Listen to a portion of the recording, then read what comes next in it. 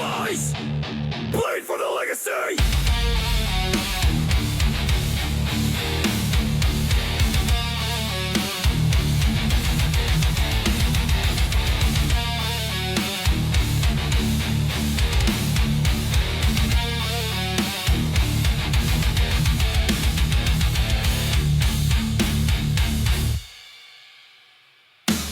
Broken bodies, baptized in rust. Every scar, another name in the dust. We don't flinch, we unfold. We trade blood for gold. Chain-link dreams and shattered bones. Barbed wire crowns and microphones. This life was never meant to be easy. It was earned through agony.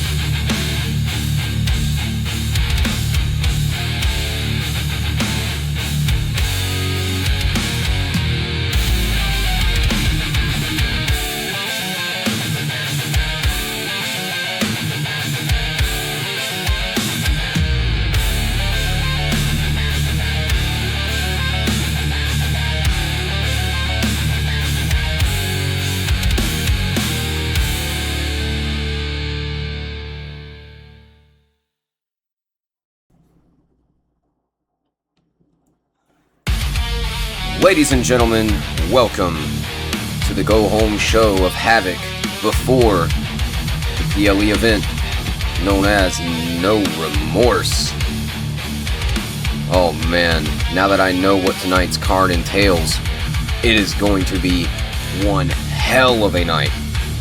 Again, to try to eliminate some time, I'm gonna have to, vocalize what happened in segments instead of actually having segments. While the time on this video is actually pretty good, I wanted to make sure that it stayed under 2:30 for this episode. As we begin this episode of Havoc.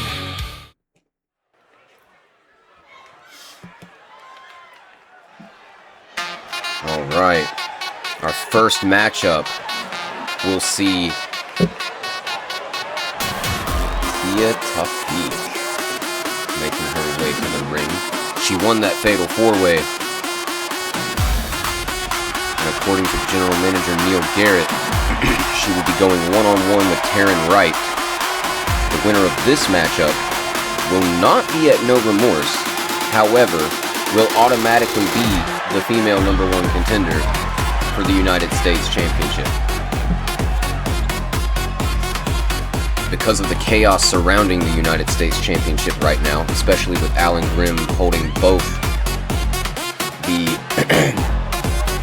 Internet Championship and the United States Championship after last week, that complicates what's going to happen, especially for the booking of No Remorse, but I have the card in front of me, I know what's going on, but let's focus on tonight, let's focus on right now. As Tia Tafiq gets ready for Taryn Wright. Taryn, a former United States champion. This is going to be good. Will Taryn have the opportunity, or will she lose it to Tia? What's up with me and the T names?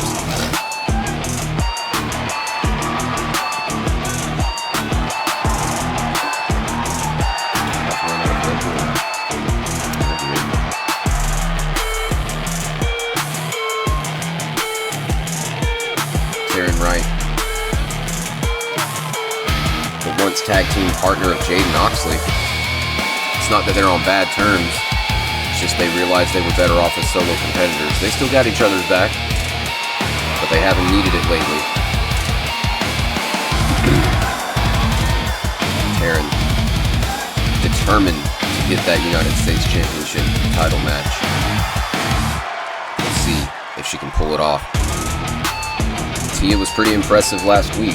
Like I said, I'm not as familiar. I created her, and yet I don't know how many times I've used her prior because of spotty memory, but, you know, it is what it is. As we get underway, oh, collar and elbow tie-up.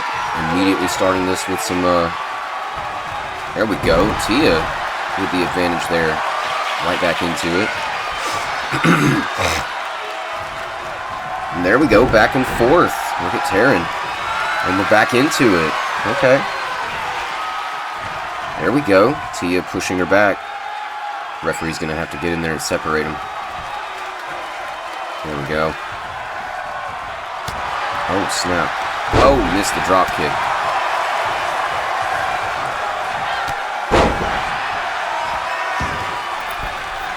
Oh, a little bit of an overshot on that springboard.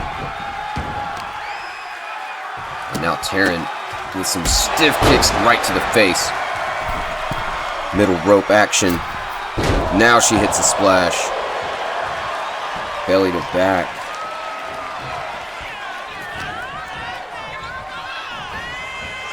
Here we go.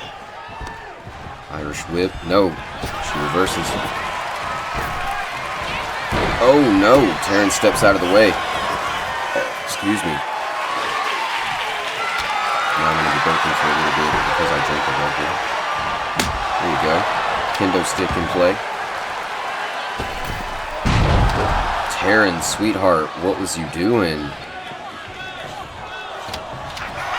There you go. Oh, wow. Big clothesline. She's talking smack now. Okay. Run your game, girl. Tell it. Tell your truth. No, I'm kidding. Don't start on that. Nice roll up there. Not even a 1 count on that. Taryn's not a slouch, man. You're gonna have to do a lot more damage to keep her down. Even Odyssey Riff had a pretty banger of a match with her a few months back. And I'm pretty sure, based on the fact that I can't remember what I ate for lunch yesterday, I'm pretty sure they faced each other multiple times. As Tia Tafiq gets kicked in the spine. Taryn with a clothesline out of the corner. And another. Caught the foot. Swept the leg. Nice work by Taryn Wright.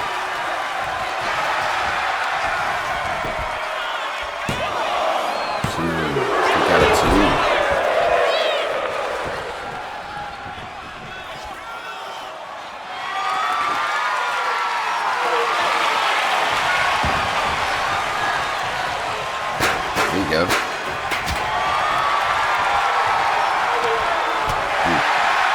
Back and forth strikes. They are chopping. No counter. They are chopping at each other, though.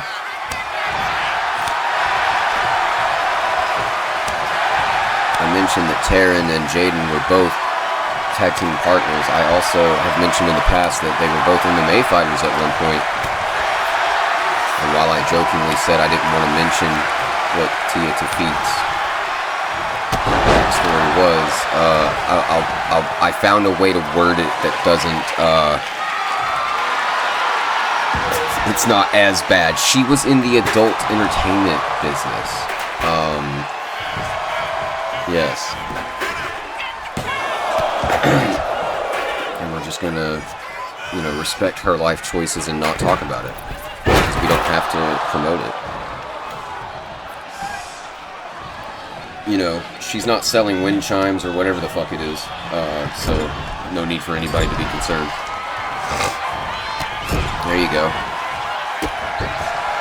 I said that like that on purpose and tried to pretend like I didn't make that joke, but it was a terrible joke and I couldn't help but laugh at my own horrible attempt at a joke. There you go, Tia. Keeping my commentary professional, as was told to by the boss man, Neil Garrett. Upon informing me what Tia used to do for a living, I just kind of giggled, and he said none of that on commentary. So we're just going to keep it respectful. Going for the pin now. Tia gets a 2 count. Taryn kicking out.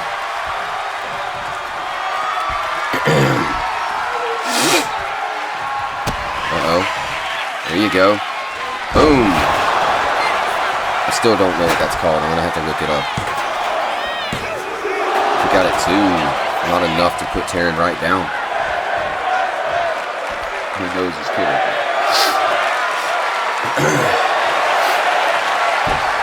It's the Halter-verse. No, it's not. We canceled that on social media. Imagine if we did that to every, new play that we tried to come out with every couple of years. If only we... Where's my commentary going? If only we canceled the pedophilic tyrannical government, that'd be great. It's in our constitutional right. So, Doomskull.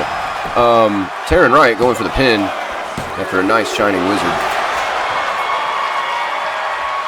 And we're getting a 2 count. Fans are saying fight forever. This is the first match of the night. How about we don't? And one thing I've thought about, by the way, to keep the idea of what I said last week for keeping the time kind of consistent, is to have a few of the early matchups on Havoc be time limit, so that way it could cause for a little bit of story development to have a timeout instead of an actual finish, and it also gives us an actual limit on how long that first or second match potentially goes. Another thing I'm thinking is maybe less matches per show until it's the go home show. Let the go home show be a little longer, because you're trying to combine what's happening in all these storylines to the final go home event. Yeah, something in the formula is still cooking, and if this were a crock pot recipe, I'm still figuring out the ingredients. You know what I'm saying? That would have been an opportunity for a pinfall, but Tia just laying there catching her breath. I don't blame her. Taryn's a hell of an athlete. They're going to have to, oh, she went for a moonsault, but didn't quite make it. Oh, and that big boot plants her flat. It's ridiculous.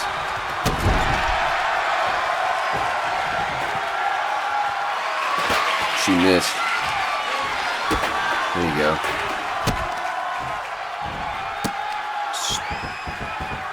Disturbing. Oh, knees to the chesticles. I'll never say that again. I realized as soon as it came out of my mouth it wasn't funny.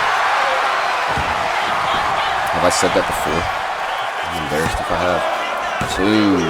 No, Tia Tafit's still in this matchup. Taryn looking for a potential springboard. There There she is. Oh, and it's the drop kick. There you go. Planting her back on the mat. Now she's going middle rope. She's looking for something else here. Oh, and the meteor.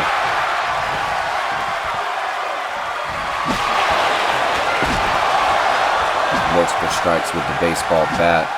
Favorite weapon here. Uh-oh, Tia with a roll-up. Oh. I call every version of the pin a roll-up, and I'm pretty sure somebody watching is eventually going to get sick of it, but I can't be expected to remember every variation of everything.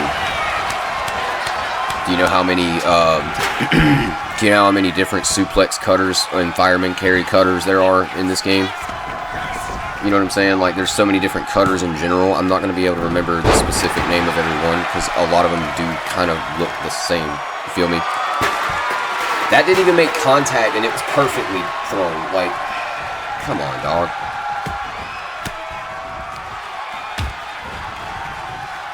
There you go. No, she's fighting back. No, she's fighting back. There you go. Takes her down again. Some more ground and pound. Will she go for the arm bar? She does. She is trying to break the arm of Tia to feet. But she keeps getting out of there. Taryn had an answer for it, though. That knee to the face. We are really going to have to fix these ladies' wardrobes. Because, like, when you're designing the characters, you don't... I at least don't rotate enough, I guess, to see, like, oh, that's going to be an issue from certain angles. Now that I'm seeing it, I'm just like, yo, we can't have a Charlotte Flair incident where, you know, my lady's hoo-ha gets shown on you know, to the like 10-year-old that's sitting right there with the pigtails. You know what I'm saying? Like, we don't need her asking questions like, why can she show hers? Like, listen, little Sarah. No, ma'am. No, ma'am. Shut it down. This is not even an all-ages show. Who said you could be here? Hey, it's a local show, apparently. You know, viewer discretion is advised. Nothing to these parents, and that's a statement on commentary that I'm probably gonna have to keep my mouth shut about. Let's move on to, you know, actual commentary as Taryn Wright being tossed back into the ring. I don't think you got it. Nope. That's not a coffin drop because she's in a cannonball position. Oh, springboard forearm. That's one way to do it. Nice. Nice.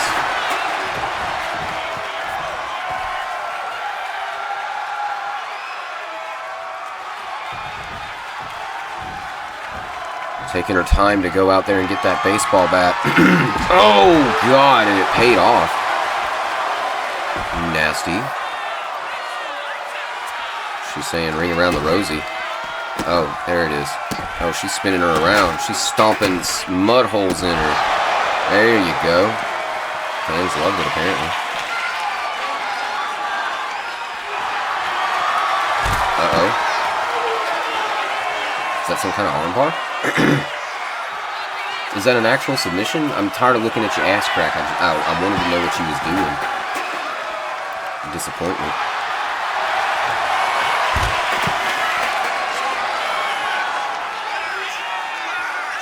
I'm looking at the back of head and the back of ass. Like, come on, man. Can't tell if that... like, what is going on? Is it a Kimura? This is all still some of the pre-recorded episodes, so I don't have the ability to change camera angle right now in case anyone was wondering. Damn. You drink one carbonated beverage. You burp for like 30 minutes. Alright. Taryn Wright letting it known that she is coming after that United States Championship by taking Tia Tafik on a ride at ringside. She's got that chair now. Oh, God. One shot was enough to wake her up. She's back up to her feet. There you go. There you go. Taryn getting in her face like, yeah! I'm in control. I'm in control. I'm in control. I'm getting that U.S. title back. There you go. Uh-oh. That's a nice knee strike to the face. I'm not gonna ever be able to pronounce that.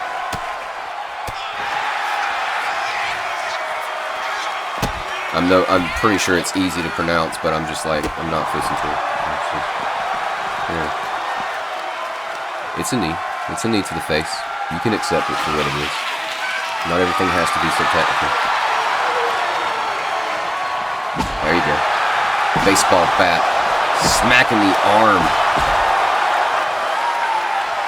Why would you throw it down? I'm not really familiar with why you would have the advantage with a weapon and then just let her get up and throw the bat down as she stands. Like, no, I'd hit her again. But it's just me. I mean, you know, I'm different. Oh, she's bleeding. When did she start bleeding? I didn't even know. Makes you wonder. How the fuck did that even... I'm confused as to how that happened. Just because they're pre-recorded episodes doesn't mean I watched them all. Like, sometimes I would press record and I would walk away and do chores and pack, and, you know, keep in mind I just moved, right? So, like, I would go do stuff, pack, whatever, and then I'd come back to check on the match. So I'd see certain parts, or I'd see this, you know, the menu to go to next match or finish event, whatever. So, yeah, we're working it. There you go. No.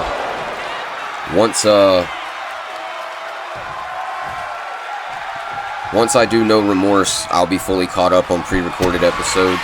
And here we go. Tia to feet. Could this be it? 2. No. Kick out at 2.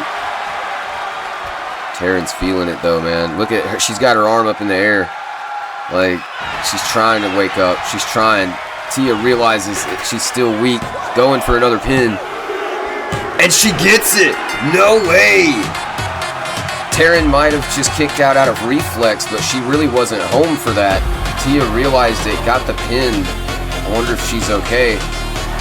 But here's your winner, and the women's #1 contender for the United States Championship. Now, granted, she will not get a shot at that title until after No Remorse. I was told that in advance by Neil Garrett. This complicated situation with the United States Championship and the Internet Championship being on the same person is kind of making things a little bit more complicated, so she'll have to wait for a minute, but she is next in line. As we get next up, it is Evelyn and Isabella making their way to the ring. Now, this is interesting. We saw Los Savages, their opponents, last week facing off against the Fallen. Many would think that Los Savages doesn't get another shot at the tag team titles. But a conversation took place earlier tonight. The tag division. These two ladies will face Los Savages for the right to face the tag team champions. And these newcomers, known as Birds of the South, will be facing the Fallen in a 3-on-3 tag match later tonight. And if Birds of the South win, they will be added to that match. And here comes Los Savages. The respect amongst these luchadors. I think that might be one of the main reasons why we are going through this with Isabella and Evelyn willingly taking on this match and offering up their #1 contendership. I think this has happened before, and I'm noticing a pattern. It seems as though other performers, at least the ones that respect Los Savages, as we can see, El Jefe Masca is the third wheel that no one seems to like, but these two have earned the respect and admiration of the locker room. Evelyn and Isabella definitely respect these two men. Tonight, they might lose their opportunity at the tag titles to see if they have what it takes to beat Los Savages. And Cottonmouth fails. That was immediately embarrassing, bro. You can't bounce back from that fast. Come on, bro. There we go. Come on. He went for a quick roll up, but it's not enough. Not this soon. Evelyn and Isabella knew. They said it themselves. If we can't beat you, then we know we can't beat the Fallen. Los Savages said, we'll have you in a match tonight, but if we win, you give us your spot.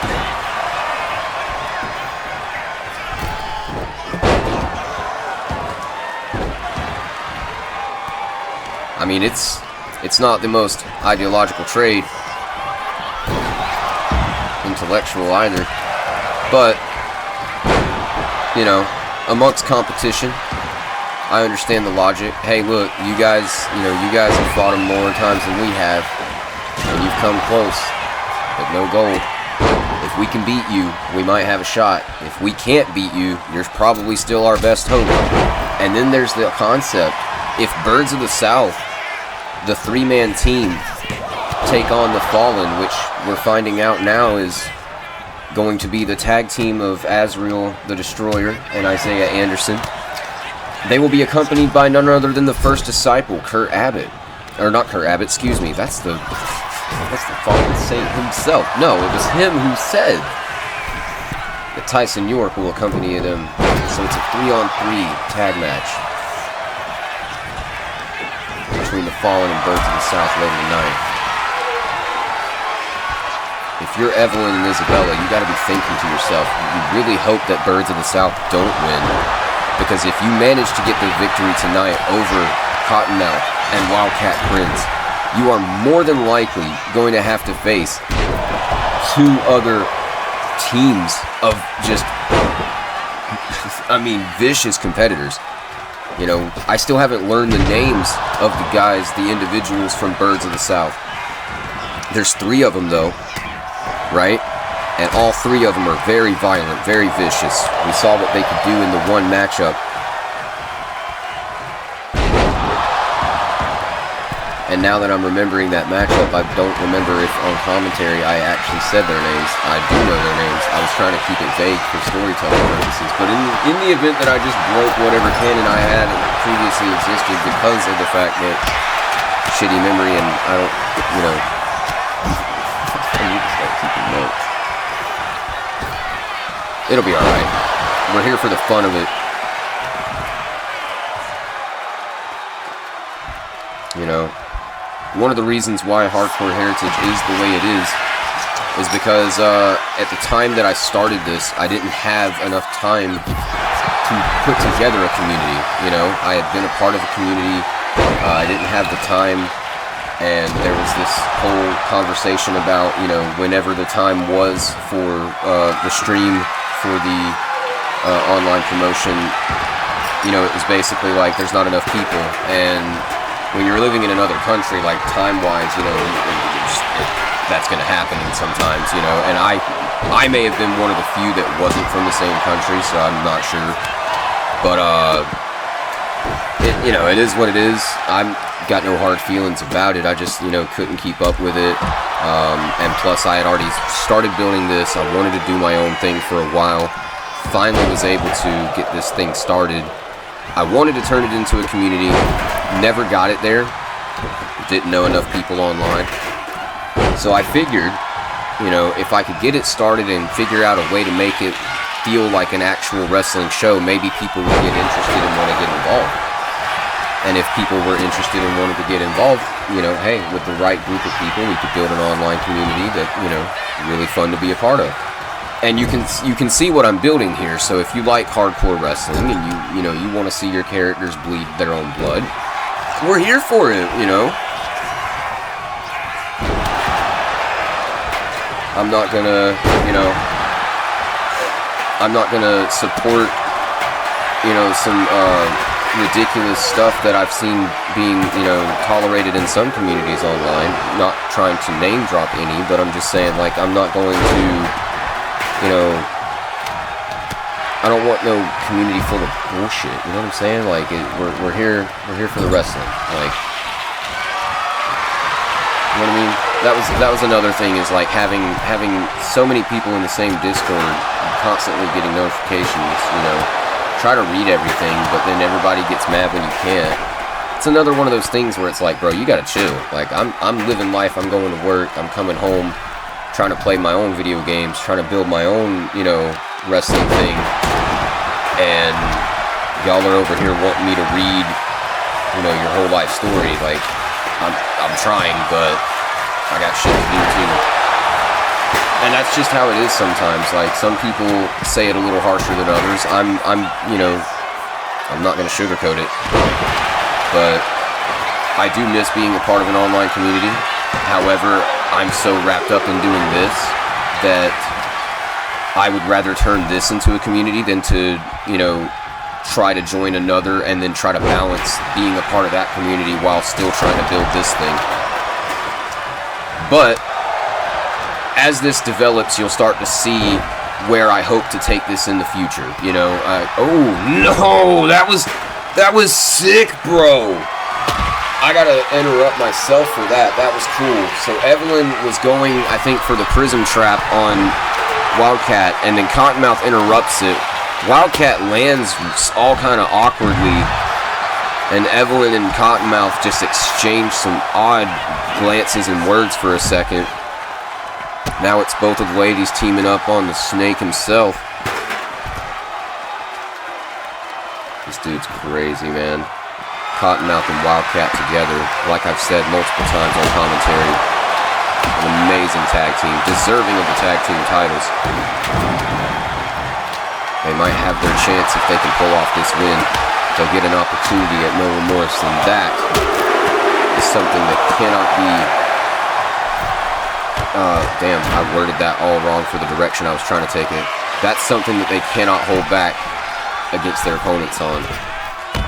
As much as they respect each other. That leg twitched on those stairs, y'all.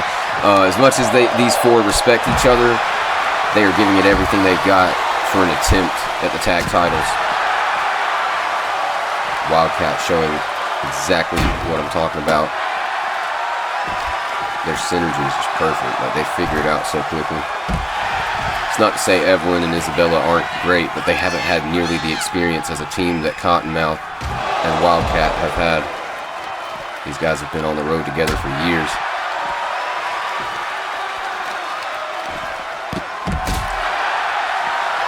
Interestingly enough,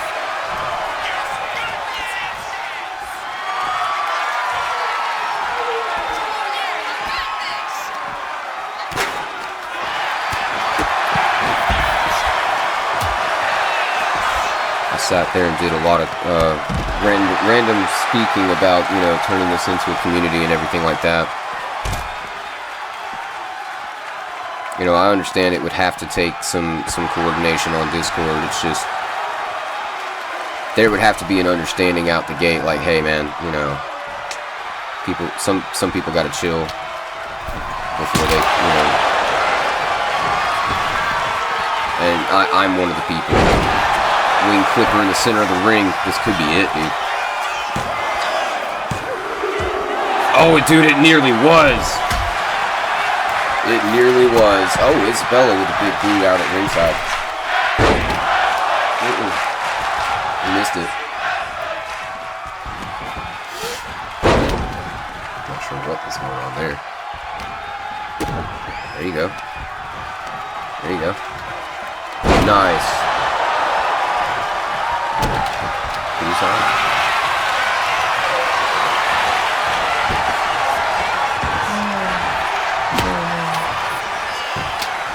Isabella, fix your posture. Twist of Fate, nice. She went to go for another submission hold, but Wildcat said, hell no, girl. Planner. Nope, everyone's right there, bro. I do apologize for blurting all that out about the online community thing part, but I just, you know, I've been wanting to turn this into an online community. I'm gonna try to hold out until season 2, so it'll all be on 2K26. Let me work through the storyline to get this first season finished. We'll see where we are. Probably nowhere. You know, I see you guys watching. Only 3 subscribers. Nope. Nobody in the comments. Maybe it's not that interesting yet, but we'll see where it goes. We'll see. We still got a few more months of in-game storytelling to tell. So, needless to say, there's opportunity.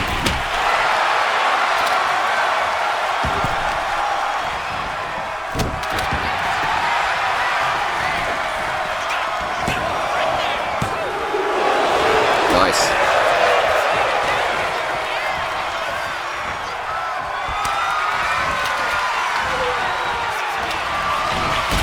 Sat there and watched Evelyn do that to Cottonmouth, and then you let her grab you too while you were sitting there stalking Isabella? Come on, bro. You gotta be quicker than that. There you go. Wing clipper. He's gonna get her, but Isabella's ready. She's ready. She's ready. She's not ready. She's just gonna... There you go. Why are you backing up? That was so stupid. Come on, dog. Alright. Soul Snatcher. Hell yeah, dude. Hell yeah, dude. And a moonsault. Cottonmouth. Taken to the sky. He's like a flying serpent.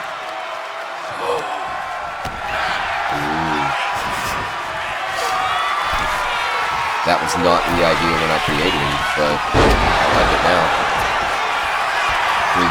Serpent. Oh, that was almost 3. I don't know what Wildcat Prince was going for just then, but it did not pan out for him. Yeah. Nope, it's not gonna work. They're both stalking Evelyn. Nice. Nope. Nope. There you go.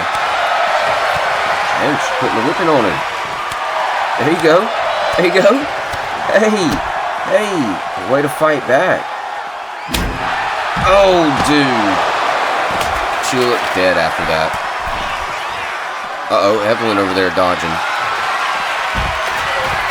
Nice counter. Uh-oh, Isabella with the chair, but Wildcat saw it coming. Still gets kicked in the face. Both of the ladies got to team up. There it is. No, he counters. Look out, there he is. Leg drop.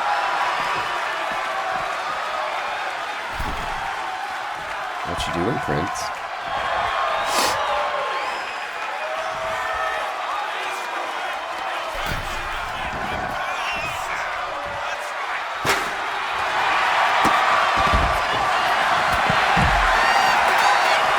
What just happened? Is that in my headphones? No, that's outside. Okay. I was wondering why I kept hearing something. It is 4 o'clock in the morning.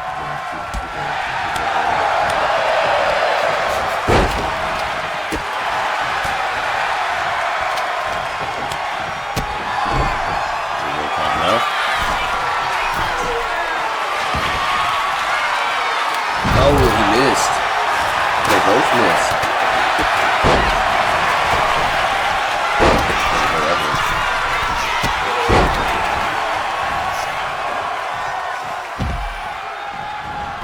There you go, Wildcat. Cottonmouth's down there at ringside. With my luchadors mixed up.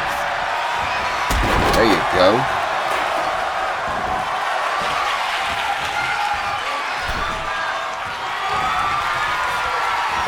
Another wing clipper. Boom!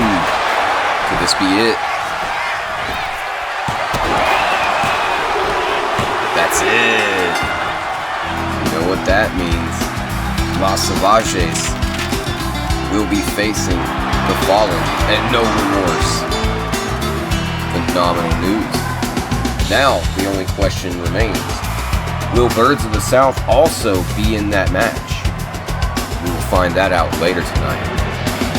Nonetheless, we got to give it up to the ladies, Isabella Gutierrez and Evelyn Munoz. They did wonderful here tonight. They got super close yet again, but again, offering their spot in the sake of competition. Cottonmouth and Wildcat Prince are definitely appreciative of that as they move forward and once again get another shot at the tag team title.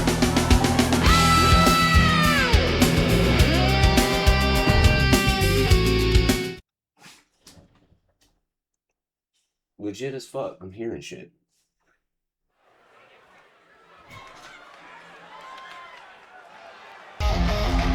Alright, well. This will be a match.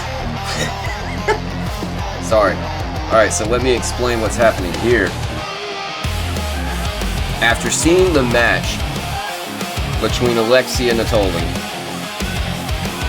and our women's champion Yuri Nomi, General Manager Neil Garrett is deciding to give another shot to Alexia in tonight's triple threat. Her first opponent, one of her opponents I should say, in said matchup, Britt Wolf, who has already proved that she's deserving of a women's world title shot. If she realized it would have been as simple as just asking, I'm pretty sure she'd have asked sooner. However, she's actually someone who, debatably, has earned her shot. And here's Alexia herself.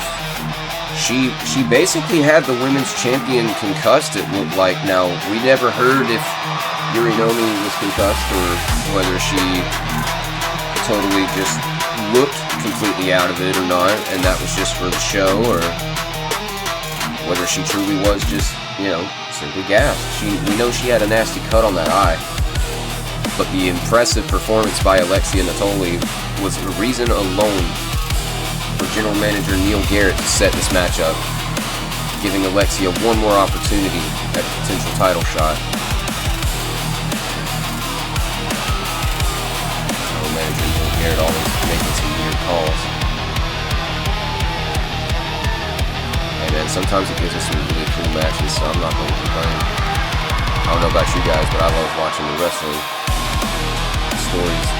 They're really good too sometimes, but you know, I'm letting the AI fight the AI, so it's not always what I want. I'm trying to pick and choose when to interfere.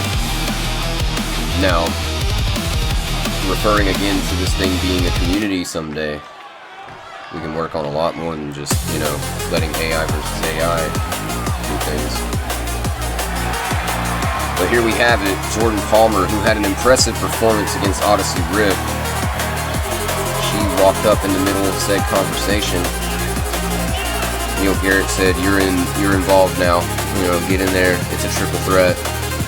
And so these three ladies are definitely about to tear the house down for an attempt at Yuri Nomi at No Remorse.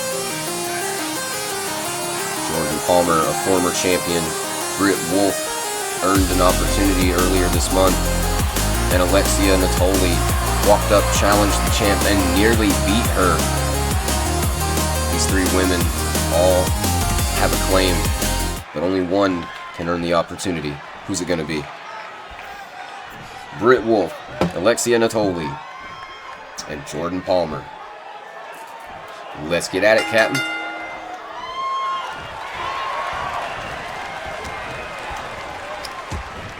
I was about to say, Alexia, you're there. Here we go. Britt with some offense right out the gate. There you go.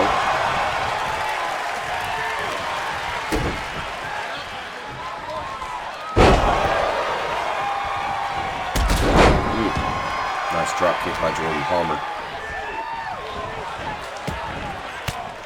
Britt Wolf's trying to get out of there. Oh.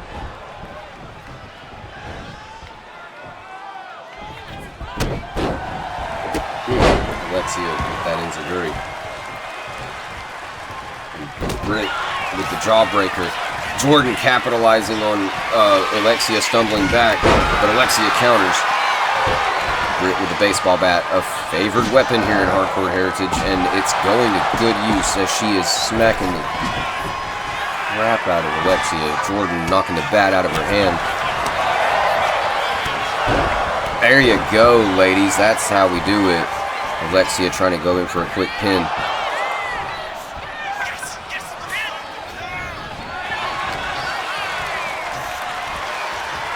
Nice. Slamming on that bat, dude. Oh, God. Yo, I've got to remember to clip that. I haven't done it yet. I've got to remember to clip that. That was insane. Alright, here we go, here we go, here we go. Nice. Right on the Twitch logo. Ref going in for the count. Not even a 1. She reverses it. Kick out at 2, or 1, excuse me. I was waiting on 2. You know that thing when you hear it in your head, but it's not there yet. Like you're anticipating it. So you think you hear it, because you hear it in your head. And you say it out loud. And then it happens, or it doesn't happen. And then you're either satisfied or disappointed. But either way, you just wish you wouldn't have heard the thing, because now you're thinking about the thing and now you're speaking about it out loud. Moving back into the commentary. Nice.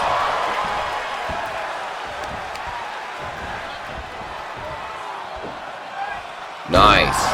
Is that, wait, hold on. Fisherman suplex and then a fisherman buster? Nice work. She gets out of there pretty quickly.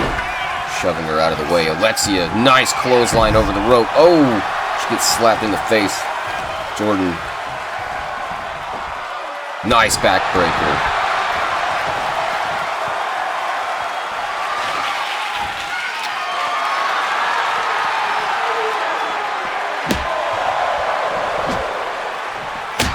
Nice.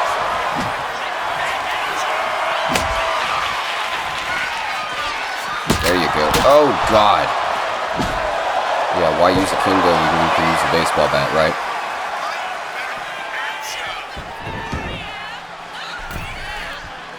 Britt getting in the ring immediately. That's DDT. So she goes for the pin.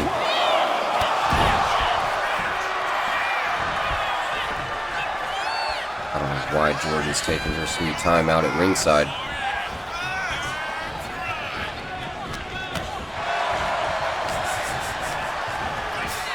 I have no words.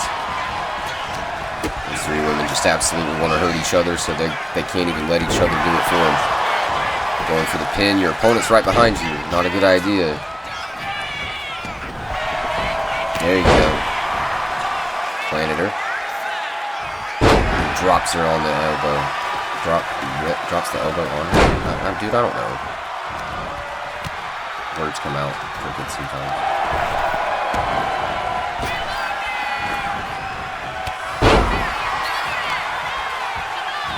There you go. Takes the leg. Great with a nice punch. Gets her by the waist. Transitions. Nice inverted suplex. Nice DDT. She's telling her to get up. She's looking for something big here, right? Yes. Yes.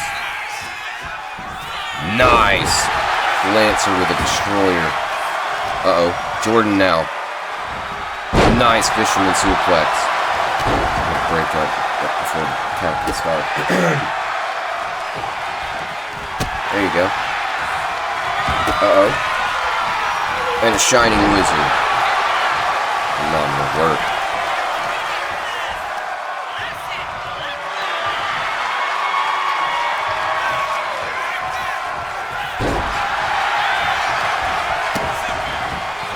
I am pretty excited about tonight's main event, ladies and gentlemen, so I'll go ahead and mention it now. Backstage, Michael Shaw approached Jaden Oxley and told him, if you can beat me tonight in the main event in a non-title match, you can be added to the match at No Remorse. Oxley immediately question, why? And Shaw said, because I know I can beat both of you, and walked away. Oxley was so pissed. He went and found General Manager Neil Garrett, asked if that was legit. Garrett tells him, yeah, dude. You know, Shaw asked me, I told him, hey, if he wants in, he's in. Just said, you know, just go ask him. So Shaw as the champion, challenged someone who did not get the opportunity. Lost the deal. You know, he lost his first match building up to No Remorse, whereas Kurt Abbott won every one of his.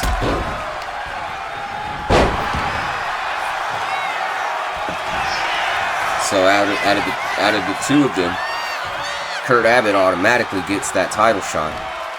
But if Oxley can pull a win over Shaw in the main event tonight, he's added to the match. Whew. I don't know, if you're Shaw, why do you want extra baggage weighing you down? You know what I'm saying?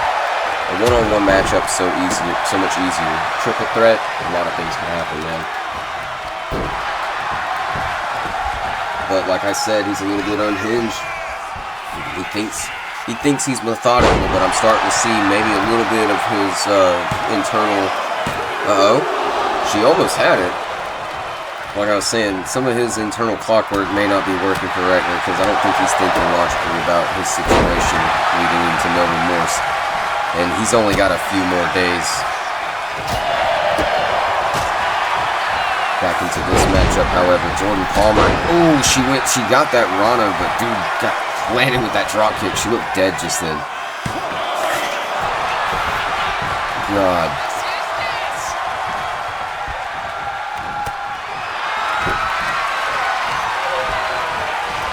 There we go. Nice. Oh, and the bat.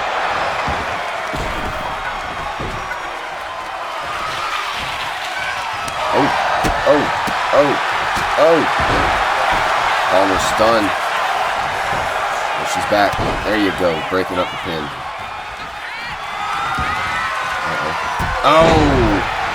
That slip up cost her as Palmer planted her. Now attacking the legs. Britt's getting up to her feet. She's waiting. She's got Jordan. Oh no! She's got her in the submission. Is Jordan gonna tap? No, she gets out of there. She went for a discus but got caught. Nice double underhook suplex. There you go. Alexia fighting back. No, Jordan caught her. Oh, smacks her down back to the mat. Britt Wolf stunned at ringside. Palmer now. Is that a crossface? It is. What a lovely angle. I mean, Jesus. Oh, wow. Imagine getting German suplexed onto somebody. Now imagine the physics system in 2K25 allowing that to happen. That would be dope. Can't wait to get this on 2K26, you know? Oh, backstabber. Now going in for the submission.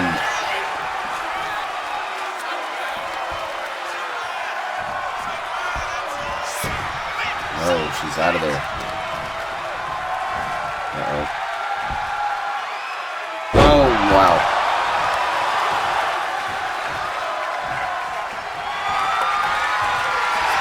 She decided to go for the pin.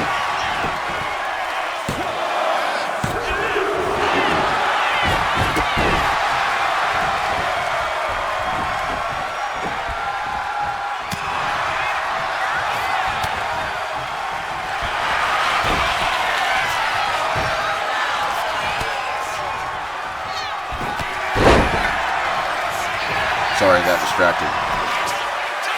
Alexia going for the pin.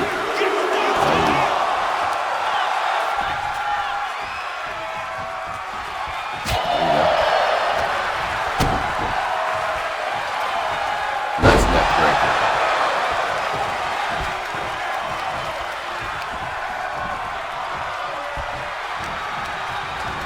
Irish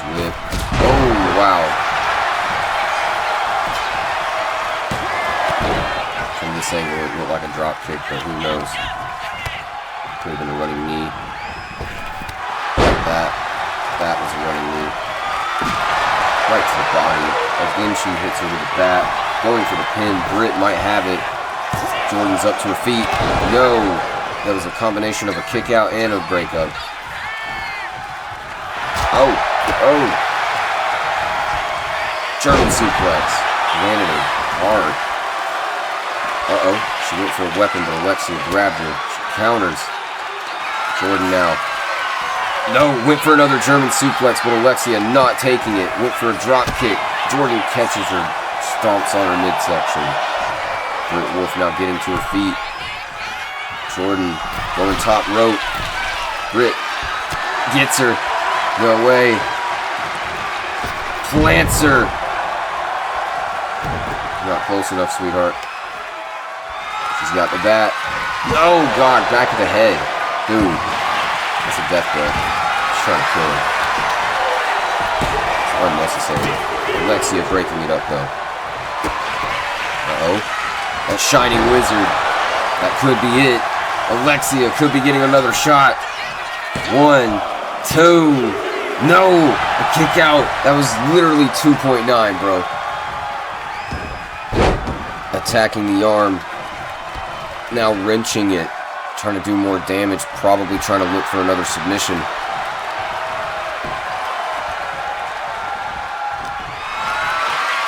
Nice counter by Britt. Inverted DDT. And out of the way, Alexia with a stiff strike turns her around. Waistlock. Oh! Into a board buster? Is that what that is?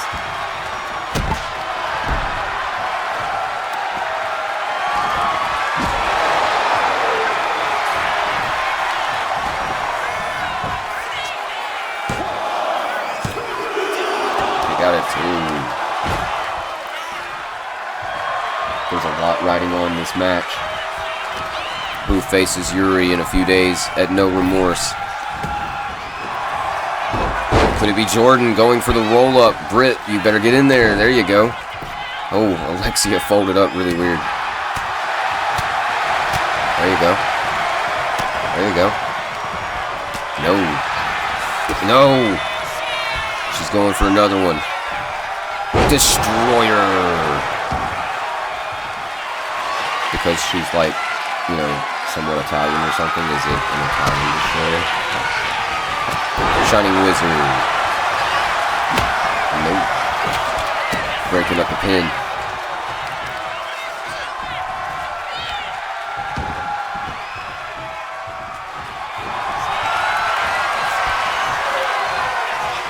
There you go. Crossface. That damage to the arm. She's wrenching it. But Alexia gets out. Punch right to the mouth. And there's Britt. Nice. There you go. That's one way to do it. She's got her. There's no way. Oh, she's tapping! Dude, the combination of damage done throughout the match. Britt was the one who managed to get the submission on Alexia.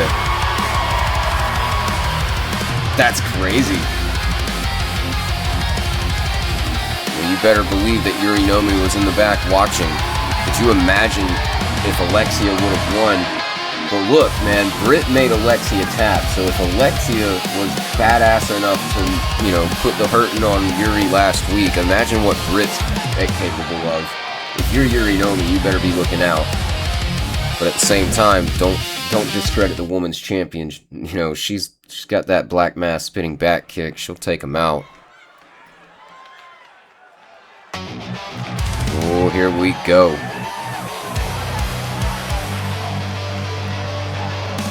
Victor Warren now making his way to the ring. Like I was saying earlier, Kurt Abbott was definitely already facing Michael Shaw at No Remorse for the World Heavyweight title. So tonight is just another match just to keep him warmed up on the road too. Not necessary after Oxley lost to Warren a few weeks ago. But you gotta wonder, if you're Kurt Abbott, can you afford to lose to Victor Warren this close to No Remorse? I mean, we've only got a few days. If I'm Kurt Abbott, I don't even want to be in this match, because I know that Warren's out to hurt me, wear me down, and make Shaw's night at No Remorse a simple, you know, make Kurt Abbott basically a jobber for Michael Shaw at No Remorse. It's not what we're wanting. It's not what anybody wants. And if you're Kurt Abbott, you're not going to let that happen. And I've been saying it for months. I don't know what Victor Warren gets out of this.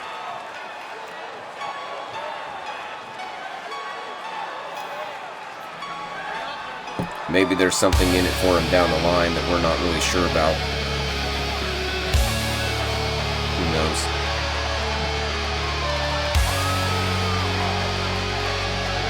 I thought it was interesting that Shaw told Warren, you should have let Oxley win. And then earlier tonight, Shaw tells Oxley himself, hey, you want that opportunity, face me tonight. But there is the other man in that equation at No Remorse, Kurt Abbott, now making his way to the ring to face Victor Warren. This ought to be good.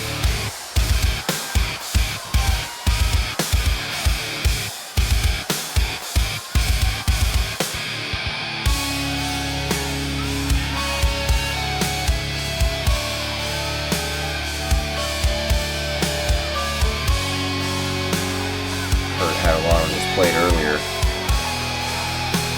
when he was talking to his teammates, if you will. Some may call his lackeys, you know, whatever. The Fallen, Tyson York, Isaiah Anderson, Azriel, giving them the rundown of what their job was here tonight.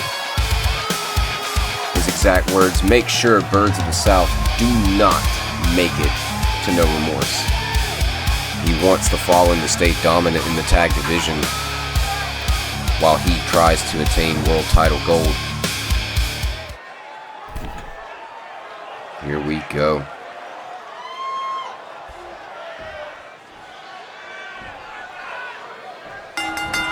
And Kurt immediately rushing in. Victor Warren seeing it coming, immediately slows his pace down. If you're Victor Warren, that's exactly what you want to do. You want to keep Kurt Abbott grounded, you want to keep him tied up, you want to keep him hurt. If you're Kurt Abbott, you want to hurry up and get this over with. The referee trying to break it up. Oh, and there you go. Yep, Kurt, not a good guy. Not gonna take that respectfully. Absolutely not. These are two bad men. They're both willing to do bad things.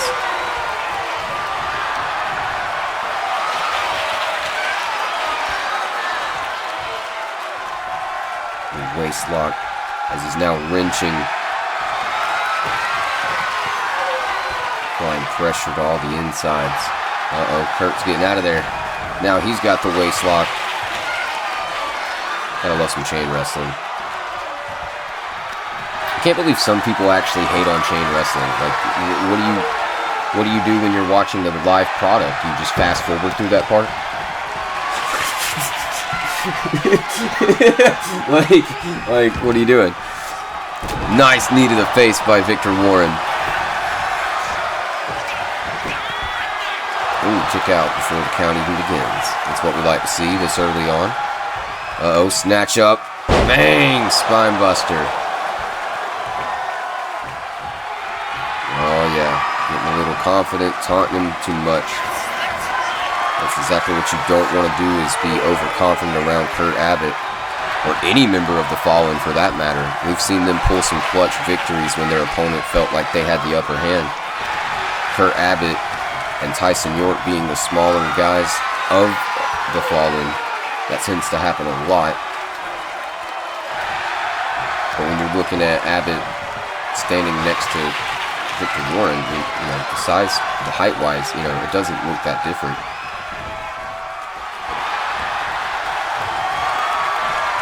Then again, both of them have their knees bent, so. Nice snapmare, getting him in a headlock.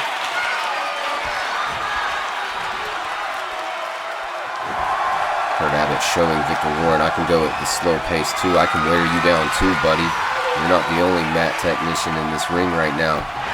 Look at him with the dominant position, wrenching the shoulder, trying to pop that thing out of socket. You know that fucking hurts, right? I don't know if anybody watching has ever had that happen. It was a pain. There you go. Hurricane Rana taking him right back down to the mat. And he's going to ringside. We're about to get a weapon. Of course it's the baseball bat. Why wouldn't it be the baseball bat? No, he takes the bat away. Backflip. Oh, went for a kick there.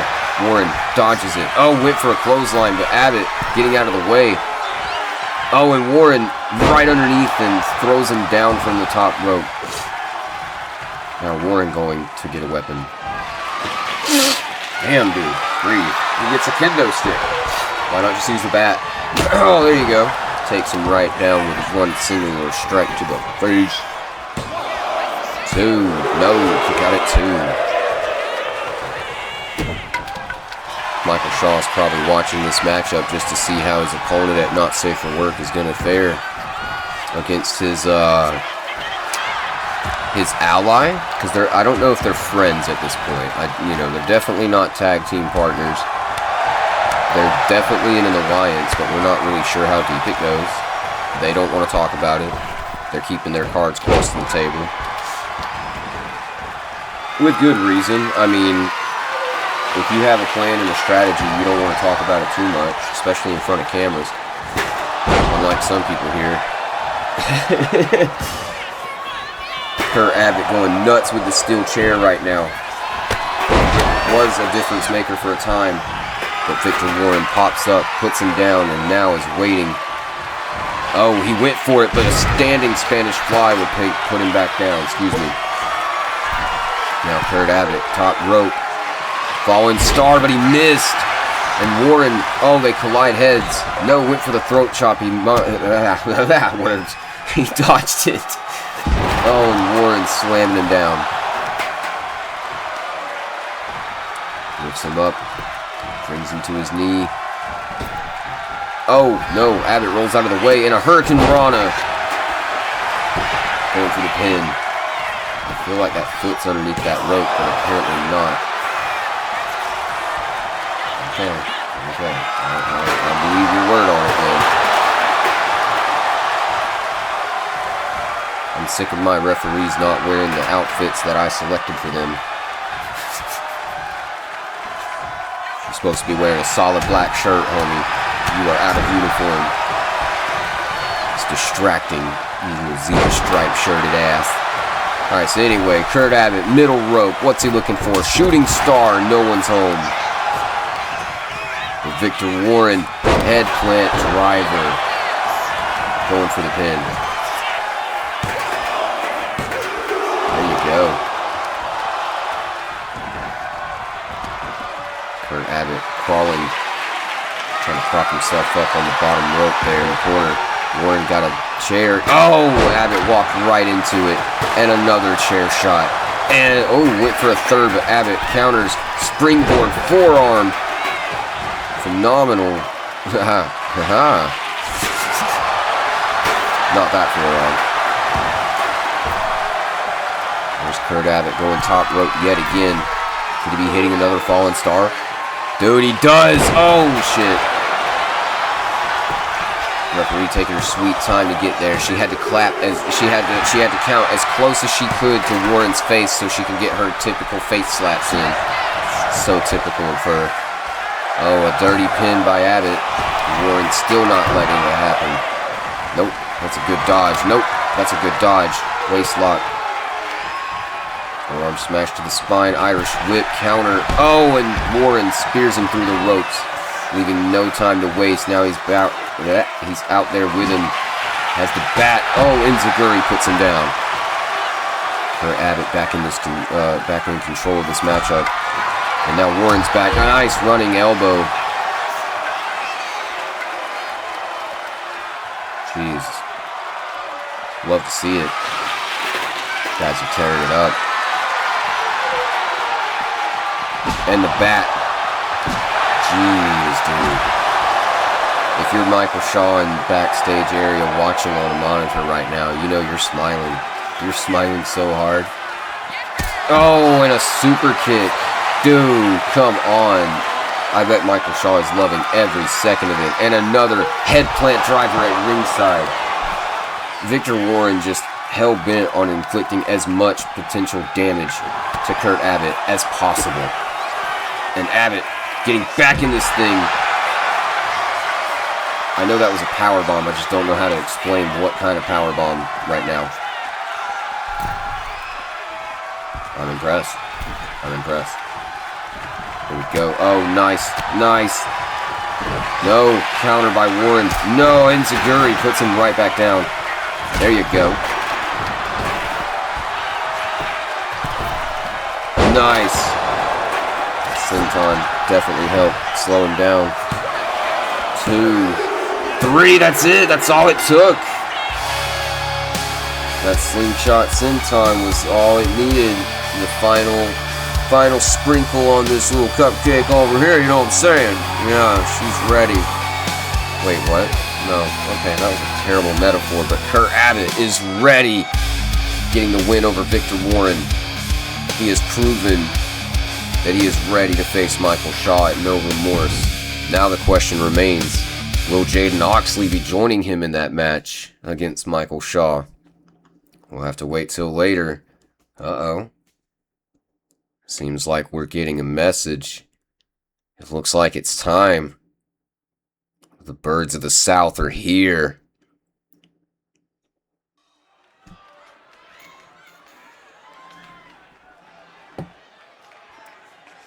It is pitch black dark in the arena right now. There we go. Oh, and it's dark again. Fucking with you.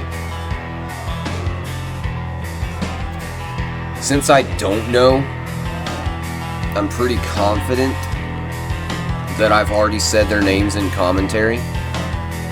If I haven't, I'll go ahead and introduce them now. But if I have, this is going to be really awkward. If you've heard me do it before, you're going to hear me do it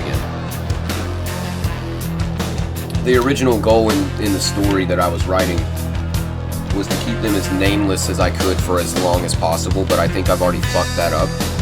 So if I've already fucked that up, we're just going to go ahead and let their names be known. Otherwise, doing commentary for it is going to be really extremely hard. Oh, that guy just hit a suplex. Oh, that guy over there did something cool.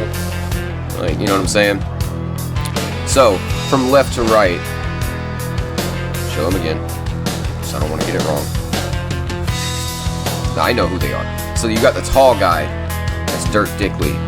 Alright, you got the guy on the right who's setting up the chair right now. That's David Harrison. And the guy with the lantern sitting down, that's Eddie Terrible. I know, Eddie Terrible. It's a terrible name. Get it? They are the birds of the South, though. They have made themselves known. Even before we saw, I guess you could say, their faces. They have definitely made an impact. Their whole vibe screams old Wyatt family vibe. You know what I'm saying? The whole, in case you've already figured it out. Yeah, riding on that whole follow the buzzard thing. Yeah. Oh yeah. Rest in power, Gray. Let's go, man. Wish I could have met him. He seemed like a cool guy. Finding out more about him, I realized me and him had a lot in common when it comes to like what we were interested in. But here they are, and here come the Fallen. Oh yeah, because it's the trio. Their entrance doesn't turn the whole screen red. I forgot about that. That's okay. We don't need the whole screen to be red for the trio entrance. It's fine. It gives it some diversity. And there you see the first disciple, Tyson York. Pentagram on his chest and everything. That guy's got one too. And the blood one and the dessert symbol. I just threw stuff on them, I'm telling you. Like, I wanted to get the point across. Hey, these guys are supposed to be Satanists. Big ass pentagrams and shit on everything. Yep, that'll work. Sorry, I need to be like in, you know, I need to take this seriously. Let me go get a beverage while this is, you know, I'll reset my neutral and whatnot.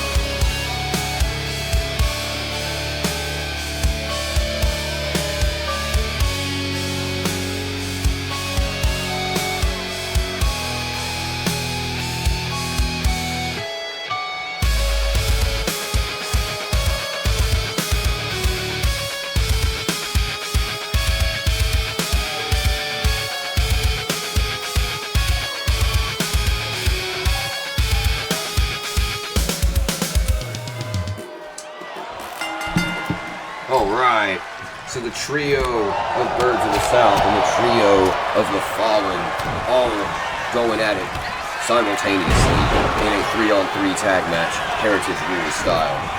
Now, let me just go ahead and say, for the record, it's going to be chaos to call, but we're going to do our best. You got Isaiah and David attacking each other. You got Dirk and Azriel attacking, well, now it's Tyson York attacking Dirk Dickley. Azriel. Oh, wow. Nice move there onto Eddie Terrible. Oh, you just see Tyson York flying out of nowhere, landing on the back of Dirk Dickley. Now David Harrison trying to cycle between Tyson York and Isaiah Anderson, but Isaiah, being the bigger opponent, just slings him right over, and they had a stare down for a second. That is the biggest issue when it comes to taking down the Fallen, specifically the Nephilim of the Fallen. You can see the size difference, right? Like, not only does Azriel tower over his own tag team partner in Tyson York, but he towers over Eddie and David Harrison a little bit too. Dirk Dickley being the only tall guy in the group of Birds of the South. He's about almost equal height to Isaiah Anderson, but I think there's a significant weight class difference, though. I feel like, as you can see from earlier, if you were paying attention, Dirk was putting some moves on Isaiah, and he was just kind of shrugging it off there.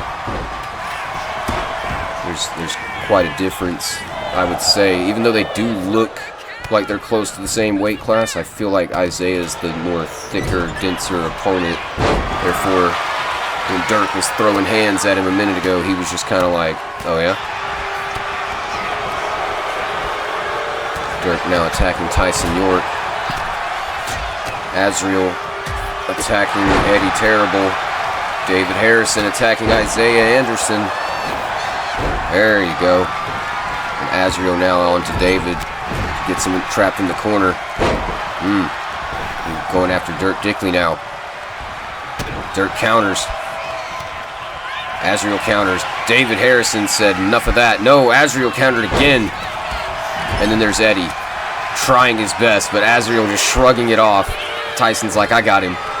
Get out of here. That's funny. Dirk putting Isaiah on his shoulders and planting him. He finally did get some offense in on the bigger opponent. Now Azriel, definitely the more dense. He's a thick boy. He's a little bit shorter than Isaiah, as you can tell. But he's a lot harder to beat up due to his size. It's kind of like last week when we were watching Dalton Hale. Dalton, he's a big boy. Dalton's close to like 500 pounds. Azriel's close to, closer to 4. Everybody else is either in the 200s or 3s. Except for, I think Eddie and Tyson might be cruiserweights. I'm not sure. I really do need to write this stuff down. When I was creating Hardcore Heritage, I thought about a cruiserweight division, and then I realized a lot of my guys were smaller anyway. So I'm like, let's not. I also thought about doing like women's United States, and then I was like, no, this game lets you do intergender. That's one reason, by the way, Hardcore Heritage didn't start on 2K24. They announced intergender for 2K25. I just waited. So some of these characters are literally like, I literally created them in 2K24 and then just like recreated them. And now I'm in that process all over again for 2K26. So, you know, some, like I said before, some characters might make it, some characters might not. The ones I transfer over, you know, they'll be the ones that I guess oh, nice springboard cutter. I'd love a springboard cutter. Are they overused in wrestling today? A little bit. You know, you got some diversity out there, though. I mean, I think Sol Ruka has a cool one, and I heard a rumor that they want her to change her finish because now that she's on the main roster, like, she having trouble hitting it, like too many slip-ups. Man, I'm just saying, look, it's a live performance. Slip-ups happen, dude. She's got a complicated finisher. What you need to do instead of taking her finish away is give her an alternative. So, like, for example, if she doesn't hit the Soul Snatcher, right? If she doesn't hit it, she has something else she can fall back on so she doesn't have to set up the same move and it kind of looks goofy. You know what I'm saying? Because you can always call that audible. She goes for the Soul Snatcher, misses. Instead of making it look awkward where her opponent just stands there awkwardly while she tries it again, she could just be like, fuck that, it didn't work, stands up, does a different move, you know, like, fuck. I can't think of anything right this second, but just from a visual standpoint, if her opponent is like hunched over, like she's like, you know, she's ready to receive the Soul Snatcher, honestly, putting this out there, some kind of spinning neck breaker or something, I don't know. It's still in the same atmosphere because, like, the Soul Snatcher is a cutter. And depending on how you do a neck breaker, you could, you know, make it look like a cutter.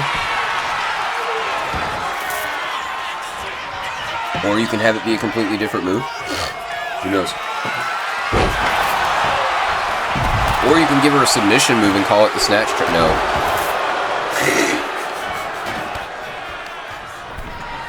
The Soul Trap. I was going to say the Snatch Trap, but then I realized that's slang for something. I'm like, no, wait a minute.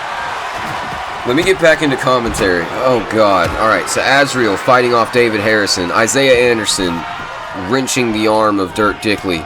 Dirk fighting back. Choke slam onto David Harrison by Azriel. Azriel turn around just in time to stop a chair shot from Eddie Terrible, now putting on the mandible claw, but David Harrison saving his partner. Good job on David Harrison. Got him up in an electric chair, puts him down. Tyson York getting back in the ring now, going after Eddie. They're about the same size. It makes sense that there would be a perfect match in itself. Uh-oh. Nice. Good God at that slam. Jeez. There you go. Baldwin looking pretty good so far in this match.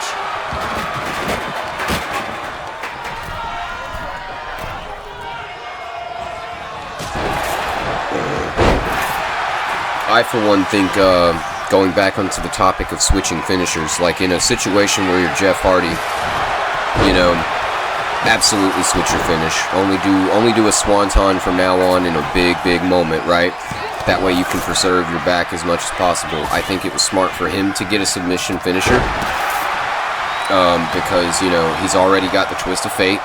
So you got like a spinning neck breaker cutter type situation.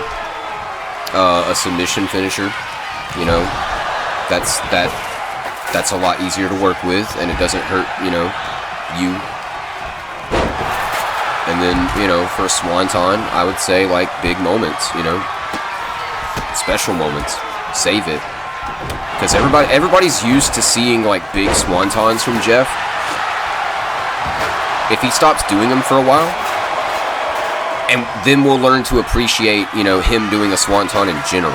You know what I'm saying? So like we see all these younger guys doing, like, for example, swanton 450s.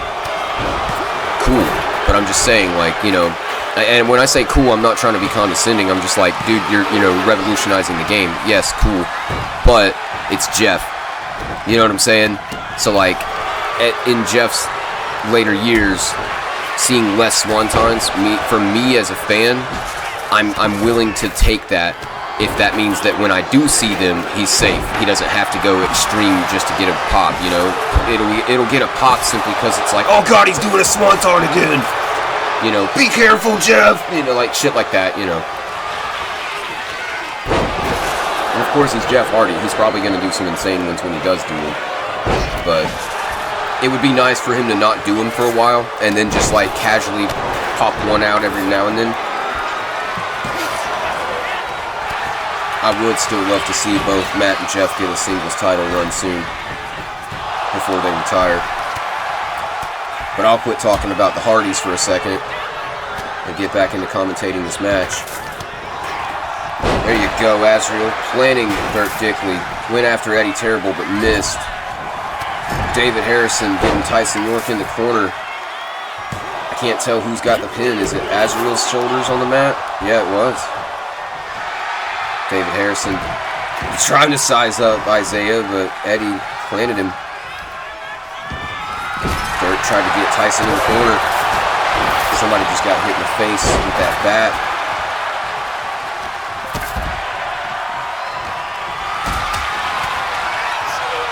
They are triple teaming Azrael, as they have to. That's why. Look at the big man. He didn't need much of a running start, but he took out David. I said Anderson.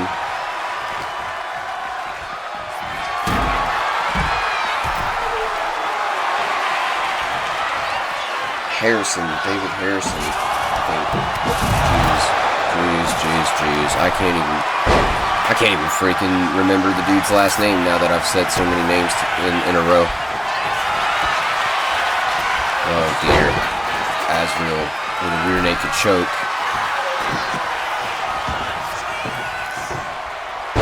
But David got out of there. Oh, some miscommunication. Eddie accidentally took out his own partner. Isaiah probably thought that was really funny, but he's waiting for two angry birds of the South. Dirk Dickley. Is that the Dragon Sleeper? I believe it is. He had that thing locked in, didn't he? It looks like Birds of the South have taken control of this match. Azrael, the only member of the Fallen standing right now. Eddie Terrible just hit a diving... Hold on. Is that a double rotation moonsault stomp? And that's one pinfall. According to Neil Garrett, this is a best out of 2 out of 3 falls match. For the simple sake that there's too many men in the ring. He didn't want to hear any argument about it being a sneaky finish or something like that. So if Birds of the South can get one more pin, they win this. If the Fallen get a pin, we keep it going. This is one of those instances where a time limit match would be in, you know, it would be fair to have. But at the same time, it means that it might be cut short. And the solution to this match is something we need going into No Remorse. Because, like I said before, if Birds of the South win, they're added to the match. And if they lose, it'll just be Los Savages versus the Fallen in a few days. Uh-oh. Wow. They had him in a Dragon Sleeper, but he got out. Nice headbutt. Uh-oh. Going in for another one. Oh. Tyson York trying to save Azrael. Oh, no. Dude, Dirk Dickley just be putting the moves on him.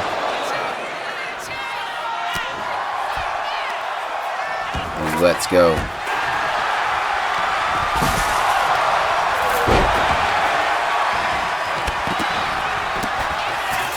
Nice.